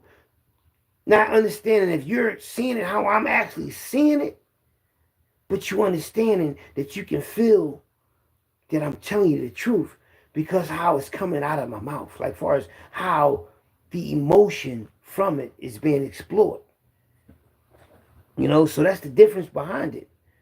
That I'm coming to you, bringing back 1990 as it was when it was going down, and they knew it, so they try to jump on and try to say, you can't do what I'm doing because you was a baby or you wasn't even born, or I don't know how to put it, man. It's like if you read a book and if somebody wrote a book, you're trying to see if this is how this person was feeling, because when you're reading this book, you're feeling a certain type of way. Is it a writer's idea to put you in a mind state that they're in when they're writing this book? I'm not sure. But when I'm talking to y'all, freestyling this to you, and I'm telling you about something that happened, I'm just remembering what happened and how I was feeling about it when it was going down. Like if I tell you, I walked up in Sister Clear Muhammad Masjid, the Black Mafia Muslim school that my Uncle Smiley helped pay for at West Philadelphia, the same place they had that big shootout when they had the last Eid feast at, when it was them, y'all know what I'm talking about, when that shit jumped off, right? Just imagine me taking you back to 1993, the beginning of 1993 winter. I'm 19 or 20 years old at the time. I'm 20 years old. I got a crew with me, and I'm walking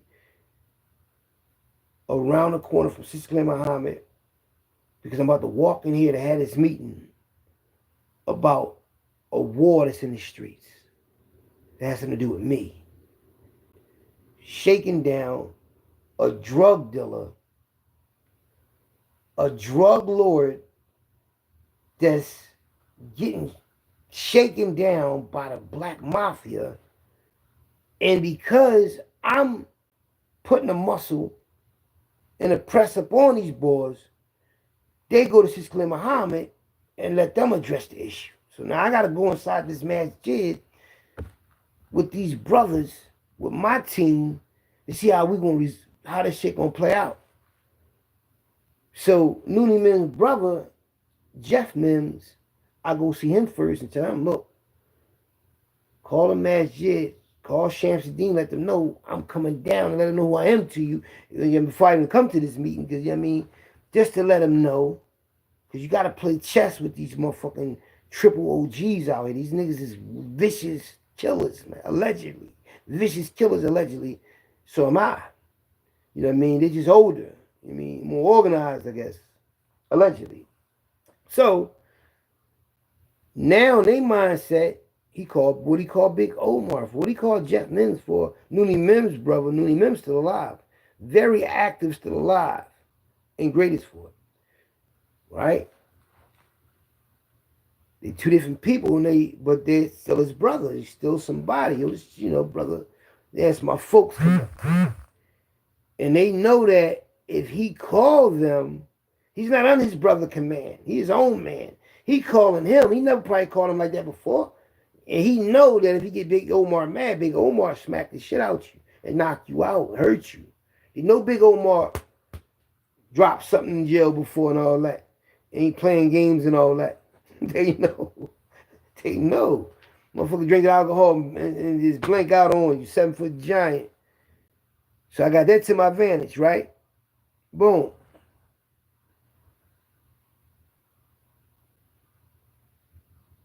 No. He said members only is not from the city. It's on us to.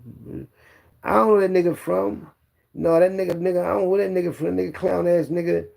No, I seen a picture of that nigga before. He a black boy, man. And he made one video live and he said some dumb shit out of his mouth about me. And he said some dumb shit about Aaron Jones. But then he tried to take the video down. But I saw the video, I saw his face, but fuck that nigga. You know? But I don't know where that nigga from, man. Fuck that faggot ass nigga. He ain't nobody you mentioning. Anyway, like when I went up in there, right?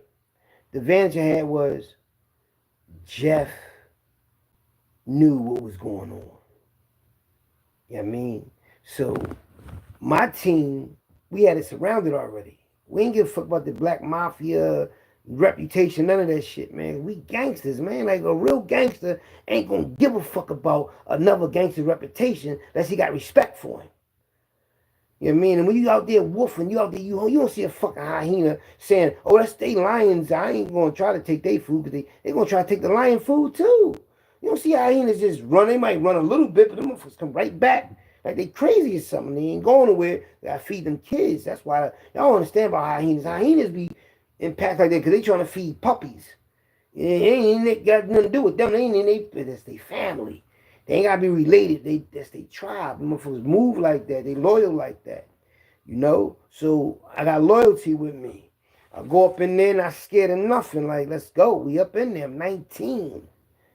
You know what I mean? And so I go up in there, start talking. And I'm like, damn, look how young I was. And I'm 20. I'm 20 years old. Look how young I was at 20 years old. To have a mindset to go in there and they tell me, you taking from our plate. That's just what he said to me. He said, you're taking food off of our plate. He putting, because in so many words, he telling me they're in business together, and I'm like a little nuisance right now. And if I continue this on and I, shake them down, I'm taking food off their plate. And that's something. And the thing is, it was like it was a respectful, because they knew who I was. They knew Lonzo Robinson is my uncle. You understand me? They know that. My mom and my uncle Lonzo, they're at the casino right now in Atlantic City doing their thing. They're on their ones and twos. So, the Black Mafia in Atlantic City right now. The Black Mafia is, fucking casino trip. You know what I mean? My folks don't even realize they got the Black Mafia in Atlantic City right now. So, so they know that's my folks. So they're like, no. I'm like, listen, man, like, that's his cousin. He promised his cousin is that he had something for him. My man, like he was somebody out here. We ain't no nut ass niggas. We wouldn't be in front of y'all till having this meeting. You know what I mean? I'm doing most of the talking anyway. I'm how you roll. And then when my people's with me, when to say something. You understand me? Because, I'm in the room with all this power, man. Shamsuddin, brother Robert X, my main man that gave me the Benz, and myself and Sister Clay Muhammad about me, shaking shit down in the trenches. Yeah, on a run from juvenile life. Because, I took the thing off my leg. They let me out earlier. Man, fuck that. So that's how I ain't even looking at how serious that is. I'm out here bucking out here like buck wilding like that, man. 20 years old. Niggas can't say that. Niggas can't say they had meetings with the Black Mafia, man. You know what I mean? About that paper on 30th Street on Dover. When boy had that blue Verrier, we gonna come out with the fucking purple gator boots and gonna show it to me and my man. We went to his brother's funeral. He gonna pop the trunk. I don't want to keep seeing this shit, nigga. You looking out for people's what, nigga? We out here trying to snatch niggas up. We run across you because you go to the funeral and you probably somebody in position. Look out for him and you keep spinning. Then then come to find out you get money with my cousin Askia. And then come to find y'all see listen, man. I'm how deep this is, man. This picture Askia, Jeff Gant, and Uni Mims. They all in the same picture. And this who I'm in the car with, and he's my cousin. He's my mom cousin. He tell my mom on me. Because the gun go off in his car. I try to take the boy head off, who's my man cousin. My man gave him the green light to go at his cousin because his cousin playing games with breaking us the fuck off while we out here trying to snatch niggas up. You say he's going to break your cousin off. I said, what we going to do? He said, go get him. I went at that nigga, somehow he ran through the alley. I couldn't catch him. I ain't chasing though. Basically, I couldn't. I could have caught him if I was trying to grab him, but we was sitting there talking. He tried to run from me. And when he ran from me, because he seen that finger in my hand, this nigga ran through a lot. How do you run through an alleyway that's blocked off with debris and everything? This shit was, maybe it was a dummy look or something. That motherfucker ran through this shit. That nigga ran through it. He took a couple things with him too, though. He took, get in the car, try to unjam it, the shit go off inside my cousin white Camry. He tell my mom on me. My mom I'm like, no, mom, that ain't how it went down. I was in the car, mom, and I was trying to unjam the gun, and the gun went off, mom. That's what happened. Oh, he called me saying that you out here starting all this trouble. What? Oh, when that nigga did that to me, when I tell you I was mad at him, yeah, I was mad at him. Why would you tell my mom? Because that's my mom, and that's probably the only person I listen to. So when he did that, I felt some type of way, but I was a little hurt. I was, because why would you tell my mom this? And we men, nigga. I was just with you.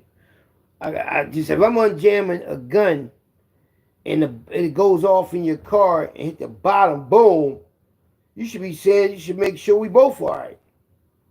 You go tell my mom. My mom called me like, what are you doing out here, son? What you talking about, mom? What the fuck that nigga said? Show y'all this black mafia shit, man. Black mafia shit, man. See that black mafia shit, man? Black mafia is right there, man. Show y'all some gangster shit real fast. Some black history, my nigga. You know what I mean? See Uncle Smiley right there with the blue sweatsuit on.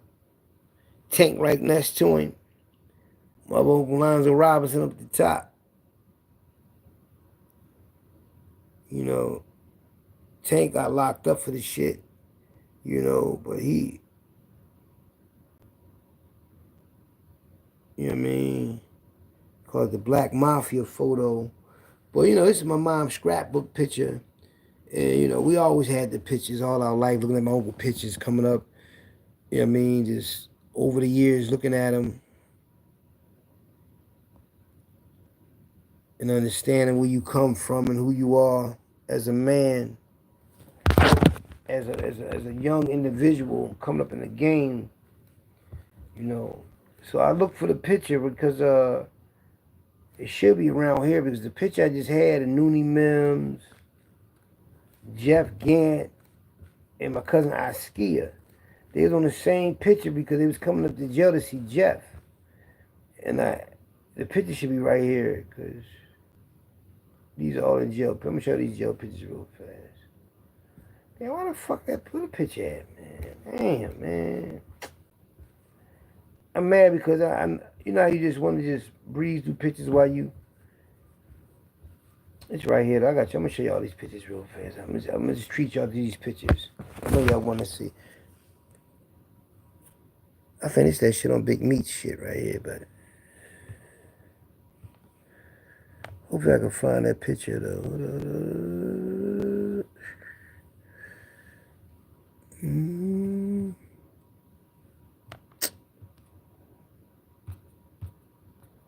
I just seen that picture.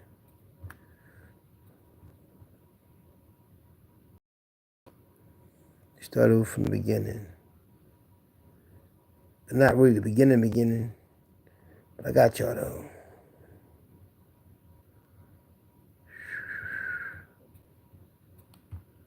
Here we go.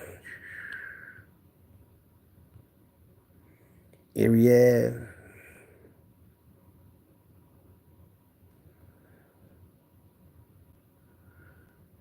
My homie Will. My Puerto Rican homies down in Kensington. These are all my Puerto Rican fucking homies I got millions of dollars with before. You know what I mean? And down 7th for Huntington, 9th for Huntington. They still trying to get that millions down 9th for Huntington, 7th for Huntington.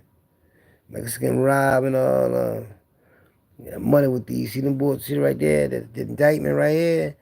I was getting money with these motherfucking poppies, man. I was getting money with the Puerto Ricans, man. And the Mexicans. Yeah. Oh, this Big Tang. Mikhail, may he rest in peace. Frankfurt. Tooch, may he rest in peace. Used to be a Beanie Siegel. There's South Philly, North Philly, Frankfurt, and New York. Tank and Wayne. Tank and Wayne. Tank and Wayne. From New York, but they moved to Frankfurt. And, you know, Daryl Schuler, Fuzz from South Philly, Keon from South Philly, Reese Brody from North Philly, Showtime, my partner Showtime right there, Philly Trenches and them, you know. So they went out to the club, flicked it up. Showtime again with South Philly.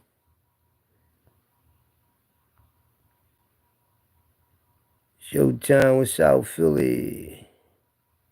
Jeff Gant. It's Jeff Gant. Jeff Gant got a fight in November. Showtime right here. Jeff Gant. I'll get his name. Showtime and Howie Red from Frankfurt. Howie. My cousin Barco, Tracy Barco. My cousin Booby. Showtime. Pitter. Free Pitter, man. Got Pitter down on the body, man. Pitter had his own business, his own everything. They came in his business fucking with him, man. He's at his place of business. Mind his business. Frankfurt Forest is gangsters, and this is one of the famous men in Frankfurt history, Pothead. Pothead was a real estate boy for team right there. Another boy get all that money from Frankfurt. Well, no, I think from up north or uptown. He came from Frankfurt getting a lot of money though.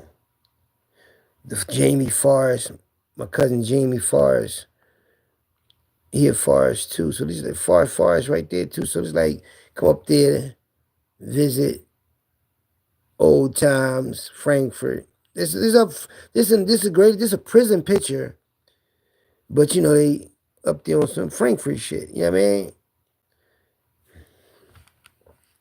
Darren Swift right there.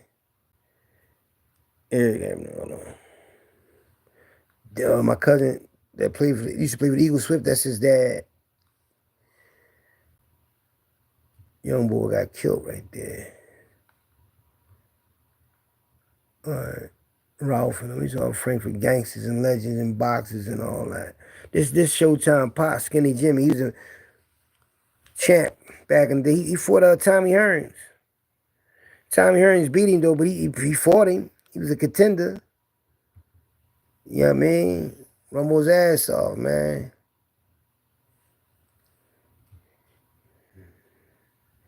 Skinny Jimmy.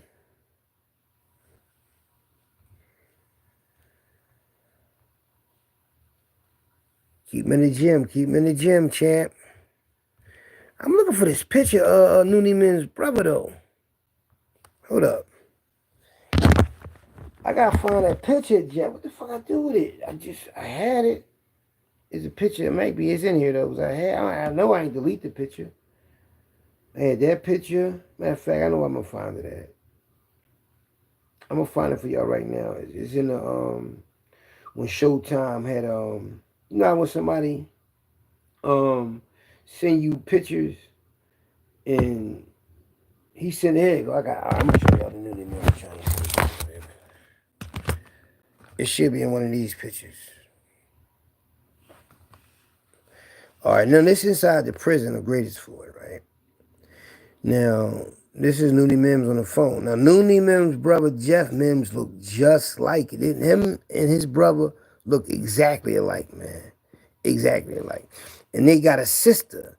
They sister and my mother is best friends.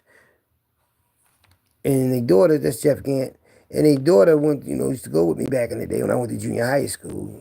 Well, I mean, Jeff. This Noonie Mims right here with Muhammad Ali. This is Shamsuddin Ali, the one I had a meeting with. It was him. So you imagine Shamsuddin Ali right here on the end was like, told me, it's like I'm taking food off his plate. Because Cause I was going at my peoples about that, you know what I mean? They pulled the brokers the fuck off, man. You know what I mean? So I wasn't around, I wasn't like talking to no little motherfucking kids. Grown ass man, I was there, you know what I mean?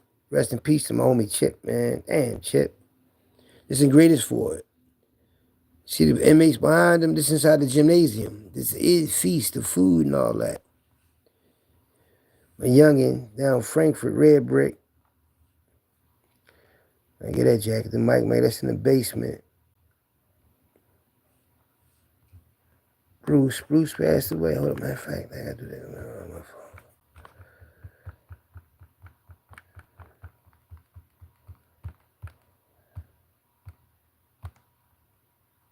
Bruce Forrest.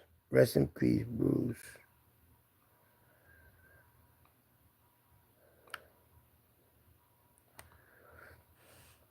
Look at this. Will Smith, Charlie Mack. I don't know these sports. Fucking shame. Back in the day.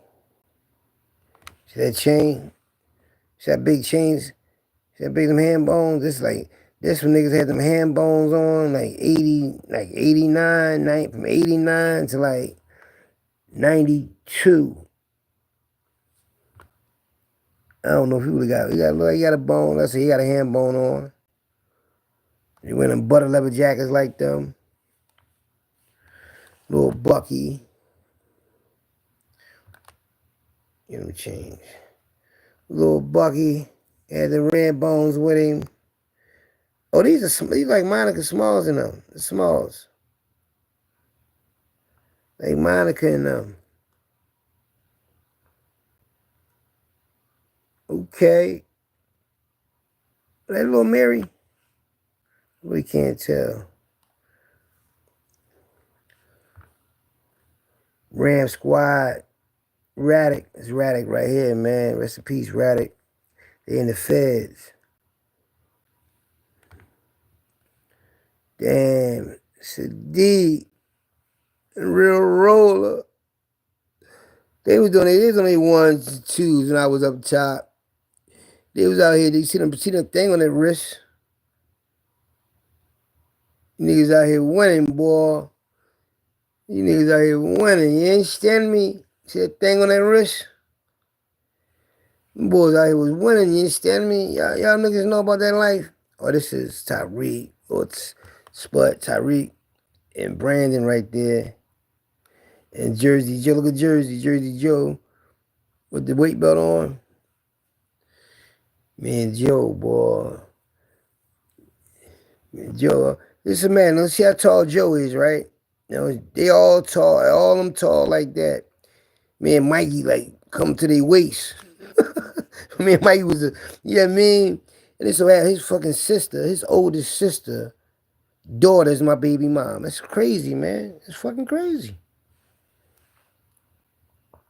At JBM, before it was saying get down, lay down, you know what I mean? Before, you know what I mean, the crack cocaine hit Philly streets.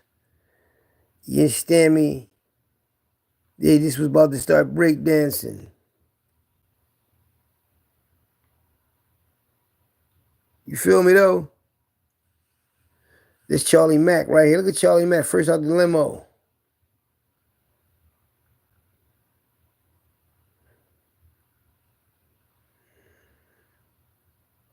See the name? See, you got the name belt on? The name belt. It's got to be like 82, 83. They be like 83, 1983. That's when them sneaks came out. Remember when them sneaks came out? Them Adidas, them suede Adidas came out. It's like 1983. 1983. This is 1983 right here. Yeah, money in his hand. You gotta, I ain't peep that. Hold on, I gotta peep the bread. Everybody got bread in their hand. The radio. The bag.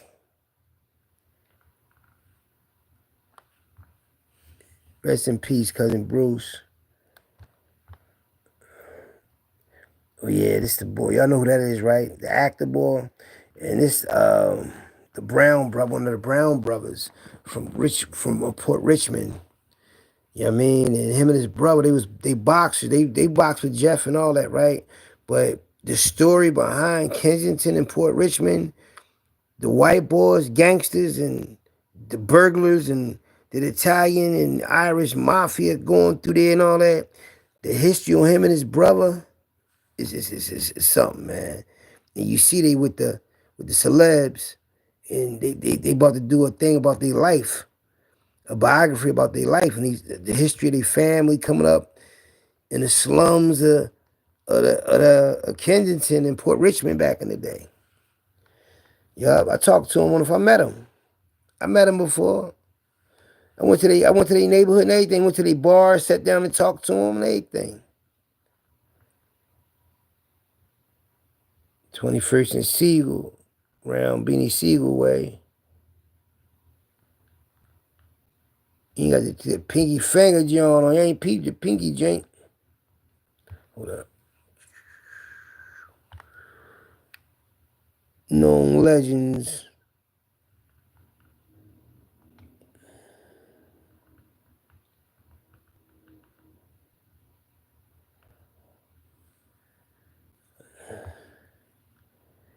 You know what I mean?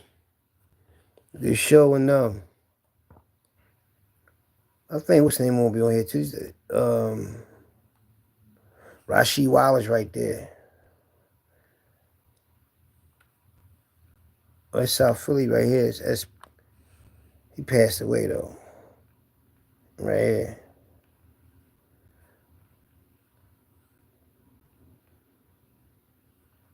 What's the back in the day joint? Show you gonna hey show the hell in his business. You know what I mean? Showtime, boy. The bowling party days. This boy right here, right?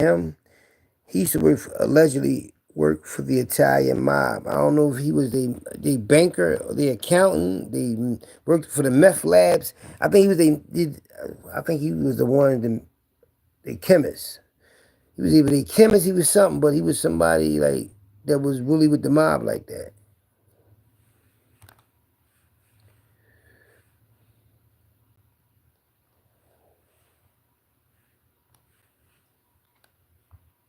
Look at Reg back in the day.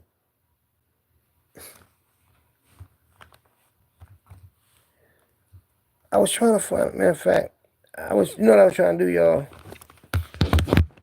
I was trying to find that picture, man. So it might be in this other one. Because I got a couple of phones where, you know how when somebody send you pictures, but through a message.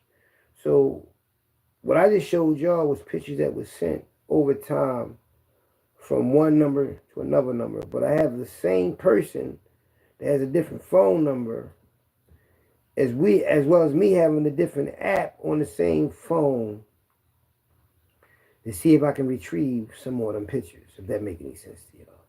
All right, I got this picture right here. I don't think you ever seen this picture. This is a picture from the Black Mafia and the Italian Mafia together in Greatestford. Now you see the guy that's on the guy right here, the Italian guy.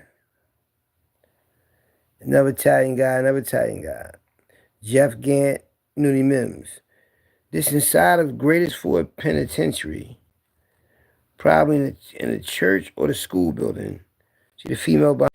Now, inside this picture, they all in prison. You could wear street clothes back then.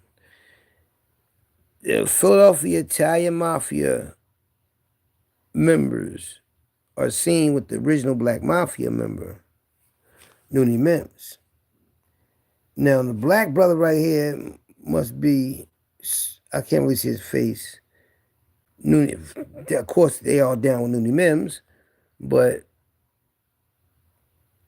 when the picture was sent to me, they were saying that, the guy that's on it that's look like they white, they the Italian mob from South Philly. They all locked up together in Greatestford during time, and they took a picture together. So you got Jeff Gant that's home right here on the picture with Noonie Mims, and you got These other black brothers on here with a female here. I can't really see her face. That's in the corner right here. And close up on these pictures so you can see these people's faces.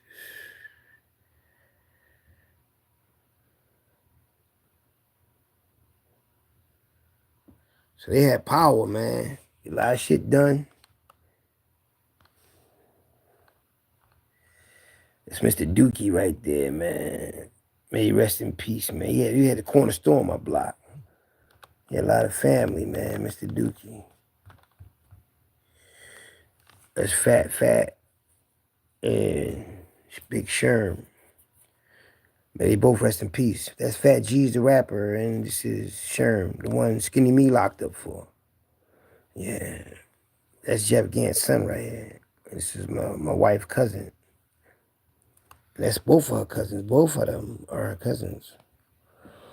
You know, I tried to talk to youngin, man. Before Jeff came home, Jeff was texting me and told me to reach out to him. I texted him, but I don't think he knew it was me, because you know somebody texts you something and he's like, yo, get with me, man. I heard you got some, going through shit out here, He wasn't trying to hear that shit. He might thought it was, I don't know who he probably thought it was, but I told his dad I reached out to him. Try to reach out to him, man, you know what I mean? So I could talk to him, but he didn't want to be reached. So, I wish I could reach him. And this is in the crib, see? Fat G's is on the, see, that's him right there on the cup from the mirror, from our, what's that, from the repass. And on the other side is my twin brother, my picture up here on top of the picture. That's Shorty Hawk, man. Damn, it's JBM right here, man. He passed away, man, in the feds. I think the feds did something to him. He was in shape. Uncle Smiley and Uncle Tony, may both rest in peace. Black Mafia. He was in the Army, Vietnam War. He saved his whole platoon. This is the 1950s. Black Mafia members before the Black Mafia was formed in Philadelphia. This was the Black Mafia before the 1960 Black Mafia. These North Philly gangsters, my Uncle Billy right here.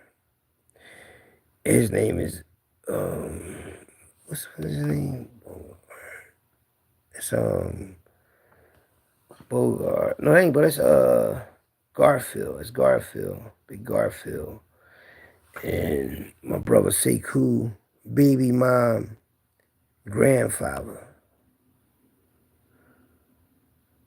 And he was rolling my mom, uncle right here, my Uncle Billy, great uncle. He stayed locked up, stayed in the house of correction. Boys is gangsters. But he wound up getting his life together, getting a job, working for a union and all that. But in the 50s, 1950s, look at these shoes.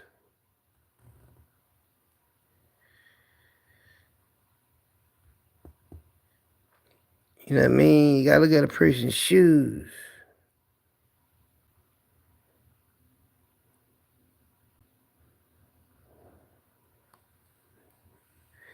It's funny how you think how times are different now compared to how they was, how people dress, how they act, and how, this is the 1950s, y'all. Like, how many people can say they can show pictures of their family from the 1950s? People ain't got pictures of their family. Well, some people do. Not even. My homie Donnie, Warzone. This Donnie right here, y'all. Little Donnie, one of my original low-life Wolfpack members, took money with me. He did 22 years in the feds. He was locked up with Beanie Siegel. I'm going to show you a picture with him and Beanie Siegel together, but he got his life together and everything. He got his own clothing line. He got his own book, horror book.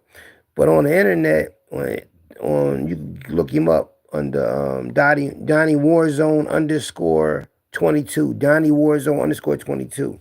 Now, y'all see how he look now? I'm going to show you when he had them clothes on in jail with, what's his name? Beanie Siegel. When they was in the jail together. That's the one who was in jail with Beanie Siegel.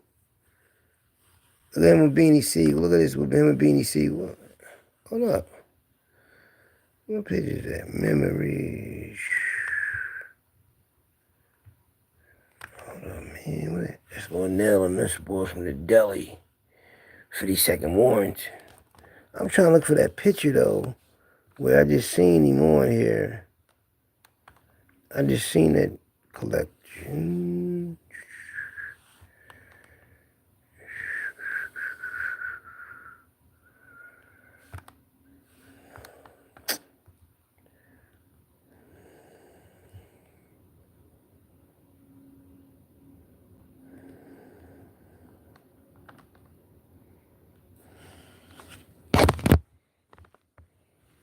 You know what's crazy? I go to the picture when I don't want it, I can't find it. Why did it always happen, y'all? Y'all know that? It's 3 photos, not 3 photos. 2 photos, 5 photos. When I'm not looking for this shit, I can find it when I'm not. Don't want to. I'm gonna have it though, because I just saw it. It's just that in my phone, I got 2 different groups of pictures. One is in the square, one is in this, look like a circle thing. That's it. It would have been here. Blur, private, videos. Every fucking time I do this. Drake, I should have joined a Drake. Drake is a funny motherfucker. I'm gonna show you what Drake did. Drake is crazy, man. Drake came to California, got a perm and everything, man. Why would Drake be doing it to y'all, man? The picture. I don't even know why. I'm gonna show y'all this picture though. Why these pictures keep showing me the same ones though? Not this. I ain't want to show y'all this prison picture, but this picture right here of them in prison, greatest for it. Outside in the yard, they about to fight. Gang War Bates, my dad homie, Yusuf from Erie Avenue, Africa, Gypsy Joe, my homie from North. This the boxing team that I'm greatest for it. He doing life, but he could travel. I don't know if he could travel with his team because he's older, but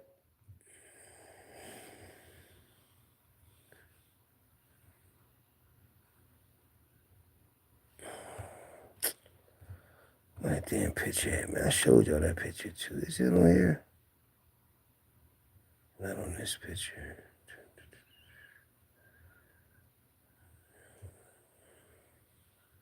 That is this picture that has Beanie Siegel on it, right?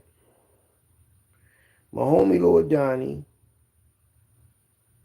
And I'm like, how the fuck can that picture just disappear? When I'm not looking for the picture, I can't never find the motherfucker. Memories. Maybe they're in memories. You know, I ain't have them in my memories. I had them on these pictures right here, man. All these pictures popping up now. But when I took the picture, it was on my memories, collections, photos. And they do that. I don't know what I did with that picture, but I gotta make it a thumbnail. I'm gonna make it a thumbnail cause I need to see that picture. Or maybe it's right photos, album. I think I might have found it, y'all. Give me a second. Videos, blurs, private, safe. Recently deleted. Where ain't that? Let me see. Blurs. Videos. All these damn videos popped up. Oh, it ain't them. Others. Instagram. Oh, these from Instagram. I don't know. I don't think I deleted it though.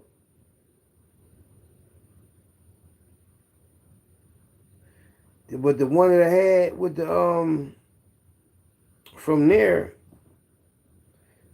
maybe it's on Explore. I think I found it, y'all.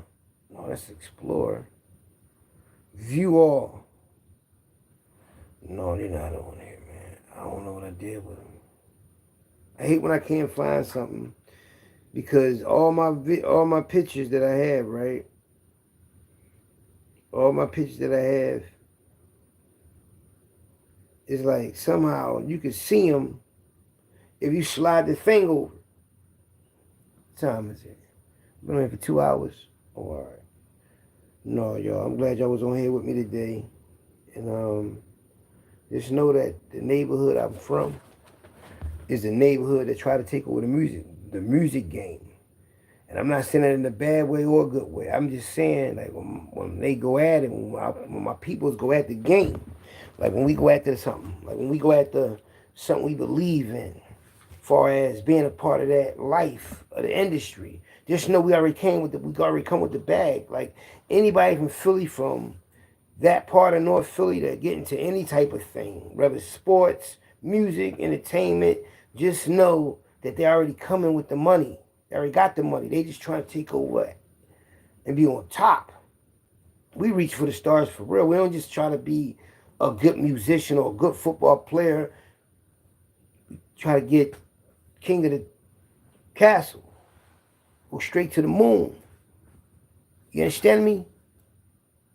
Just understand that though. Appreciate y'all time and look forward for more videos for Philly Trenches. Let me show y'all something real fast, man. Look at me, man. Look at the bull hockey roll. It was years ago. But look at me. Got me in motion. Look. I'm in the air. One leg in the air, holding my balance, flying like an eagle. That was one 4th of July down, I went to Atlantic City, enjoying life like I enjoy life with the family and everything. Just that boy right there, man. I got that shirt.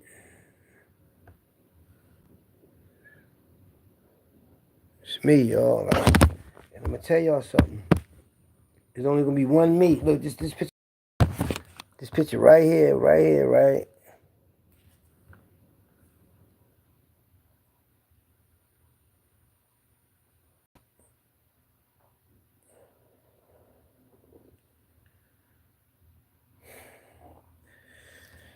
One hockey ball, man. Best ever did it. This picture right here. Just look at me, man. Jordan sweatsuit, Jordans on my feet. I'm in Kensington doing a wild nutsy.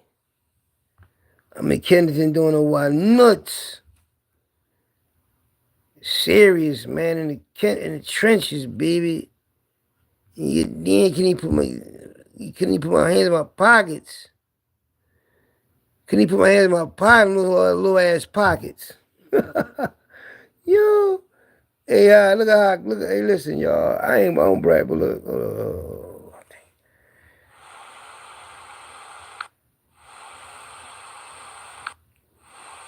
Kobe Bryant's hanging from the beat up sneakers, the Jordans.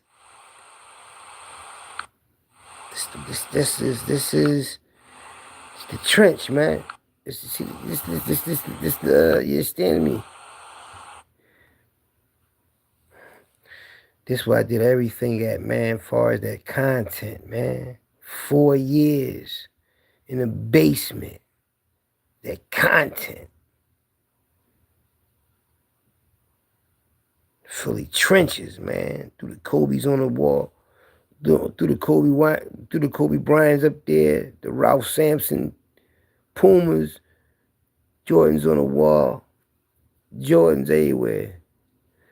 I just was giving it to him, y'all. Serving him like that. I did that for Philly, man. And I'm going to keep bringing it. And I ain't worked on the magazine today, but only got like 10 pages of re-editing. Get that out the way. And guess what? When everything is done with that and I go into something else, doing something else with my life after the magazine, I know it's going to be something that's going to be beneficial towards the youth, the homeless, the less fortunate, and all that, man. I'm like, that's what my next journey, because it got to plan and you got to prepare and you got to understand that you ain't gonna be here forever, and somebody gonna come after you, and there's gonna be people after you, and then but while you are here, you gonna make it count, and then when you're not here, they can look back and say, "Yo, when Philly Trenches CEO Hockey Raw, Hakeem Bryant, when he was alive, and when he was pushing his content, and when he was making people think and remember, he was doing all that for the city of Philadelphia." He was doing it for the city. He was doing it for those that was in them trenches like that paved the way, that lost their life, that sacrificed their life by going to jail, by all type of things that there are reasons why we should remember, respect, and acknowledge the fact that me woke up one day and said, I gotta let them know about Philly. I gotta give Philly their props. New York got there. What about Philly? Y'all can't forget about us. Y'all mention our name and everything. So y'all need to see what's behind the name. Yeah. I'm tired of Philly being this guy. The one to lift everybody up, put their fingers together, and boost some motherfucking feet up to get to the next level. Philly tired of being that guy. We want to be the one, yeah. Oh, okay, yeah, we the team to beat. We always been a team to beat. We always been a good sparring partner. No, even though Joe Frazier did beat Ali, Ali's name will always outlast any boxer because it's Ali. But Ali didn't become the greatest fighting himself. He became the greatest by beating people like Joe Frazier.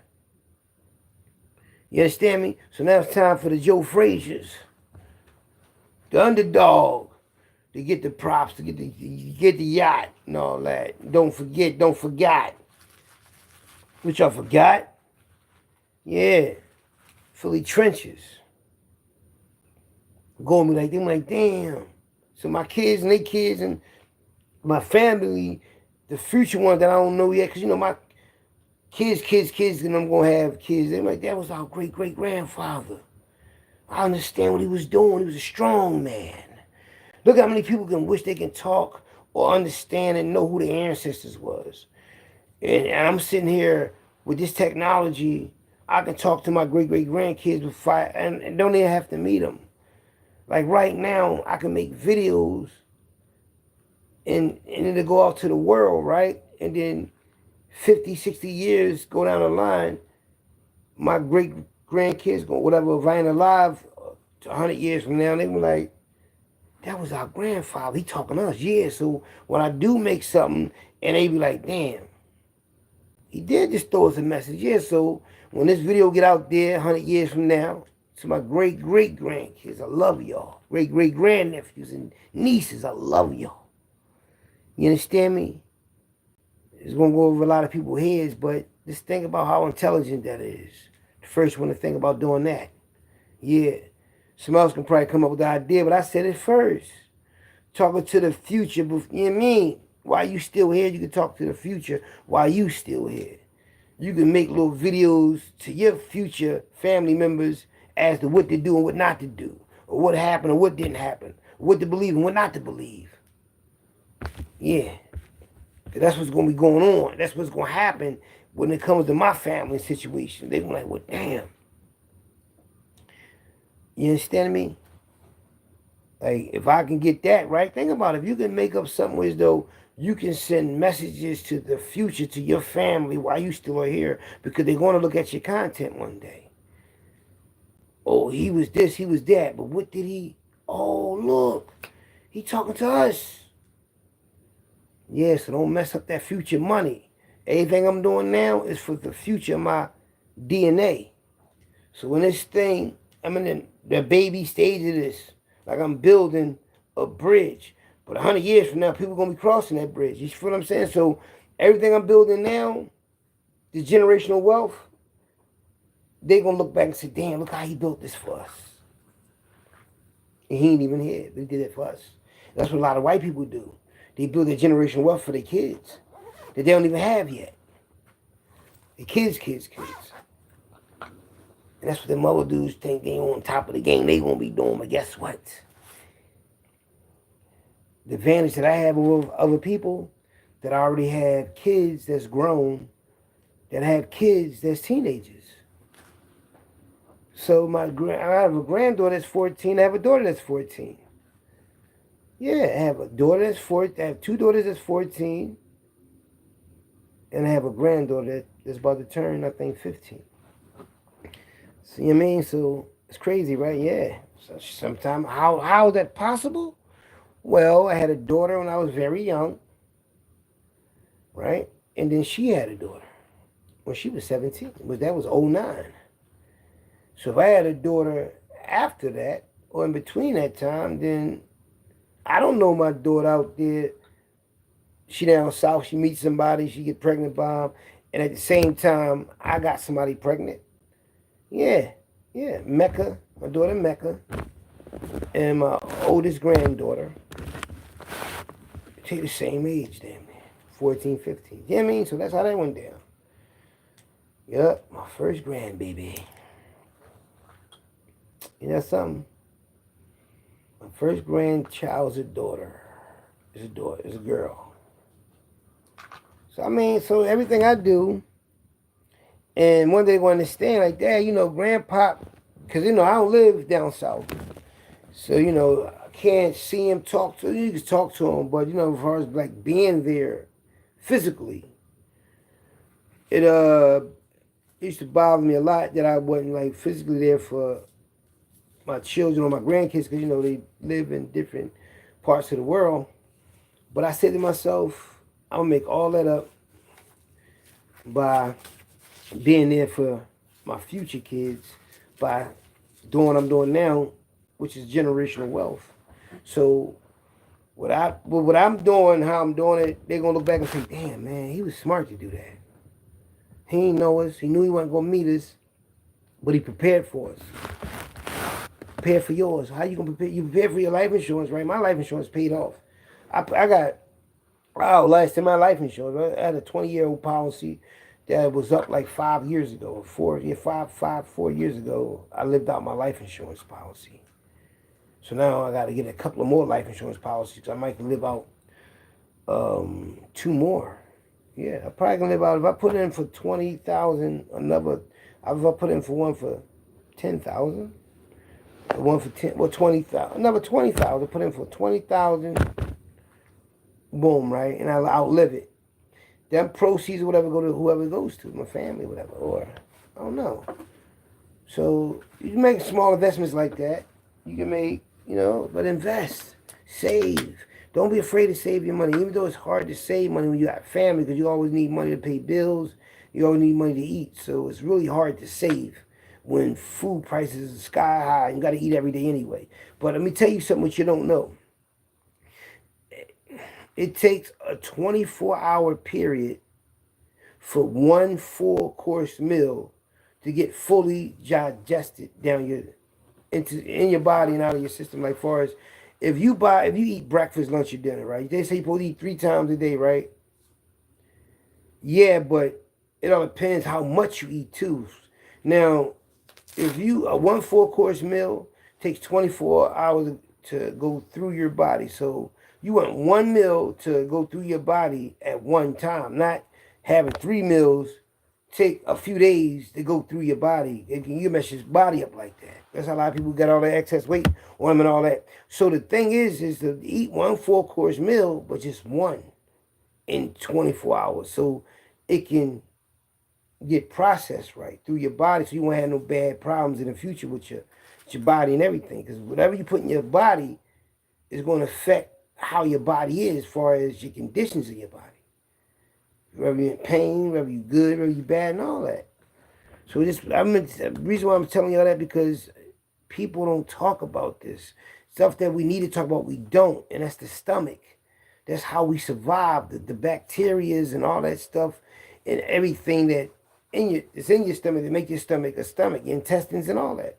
But we don't talk about, we walk around with these problems and these issues dealing with our stomach like it's going to go away. No, you have to talk about it so you bring awareness to it so it can be done something about. And what I mean is, like, if you got I got my jacket zipped up, right? But just look at it like this. Your stomach is right here, right?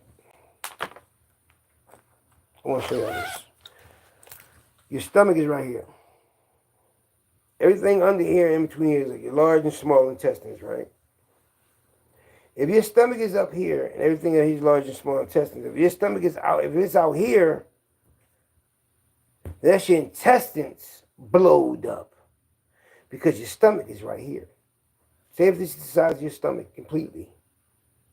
Your heart is right here. This is your stomach, right? Well, this is your stomach right here. This is your heart right here. This is your stomach.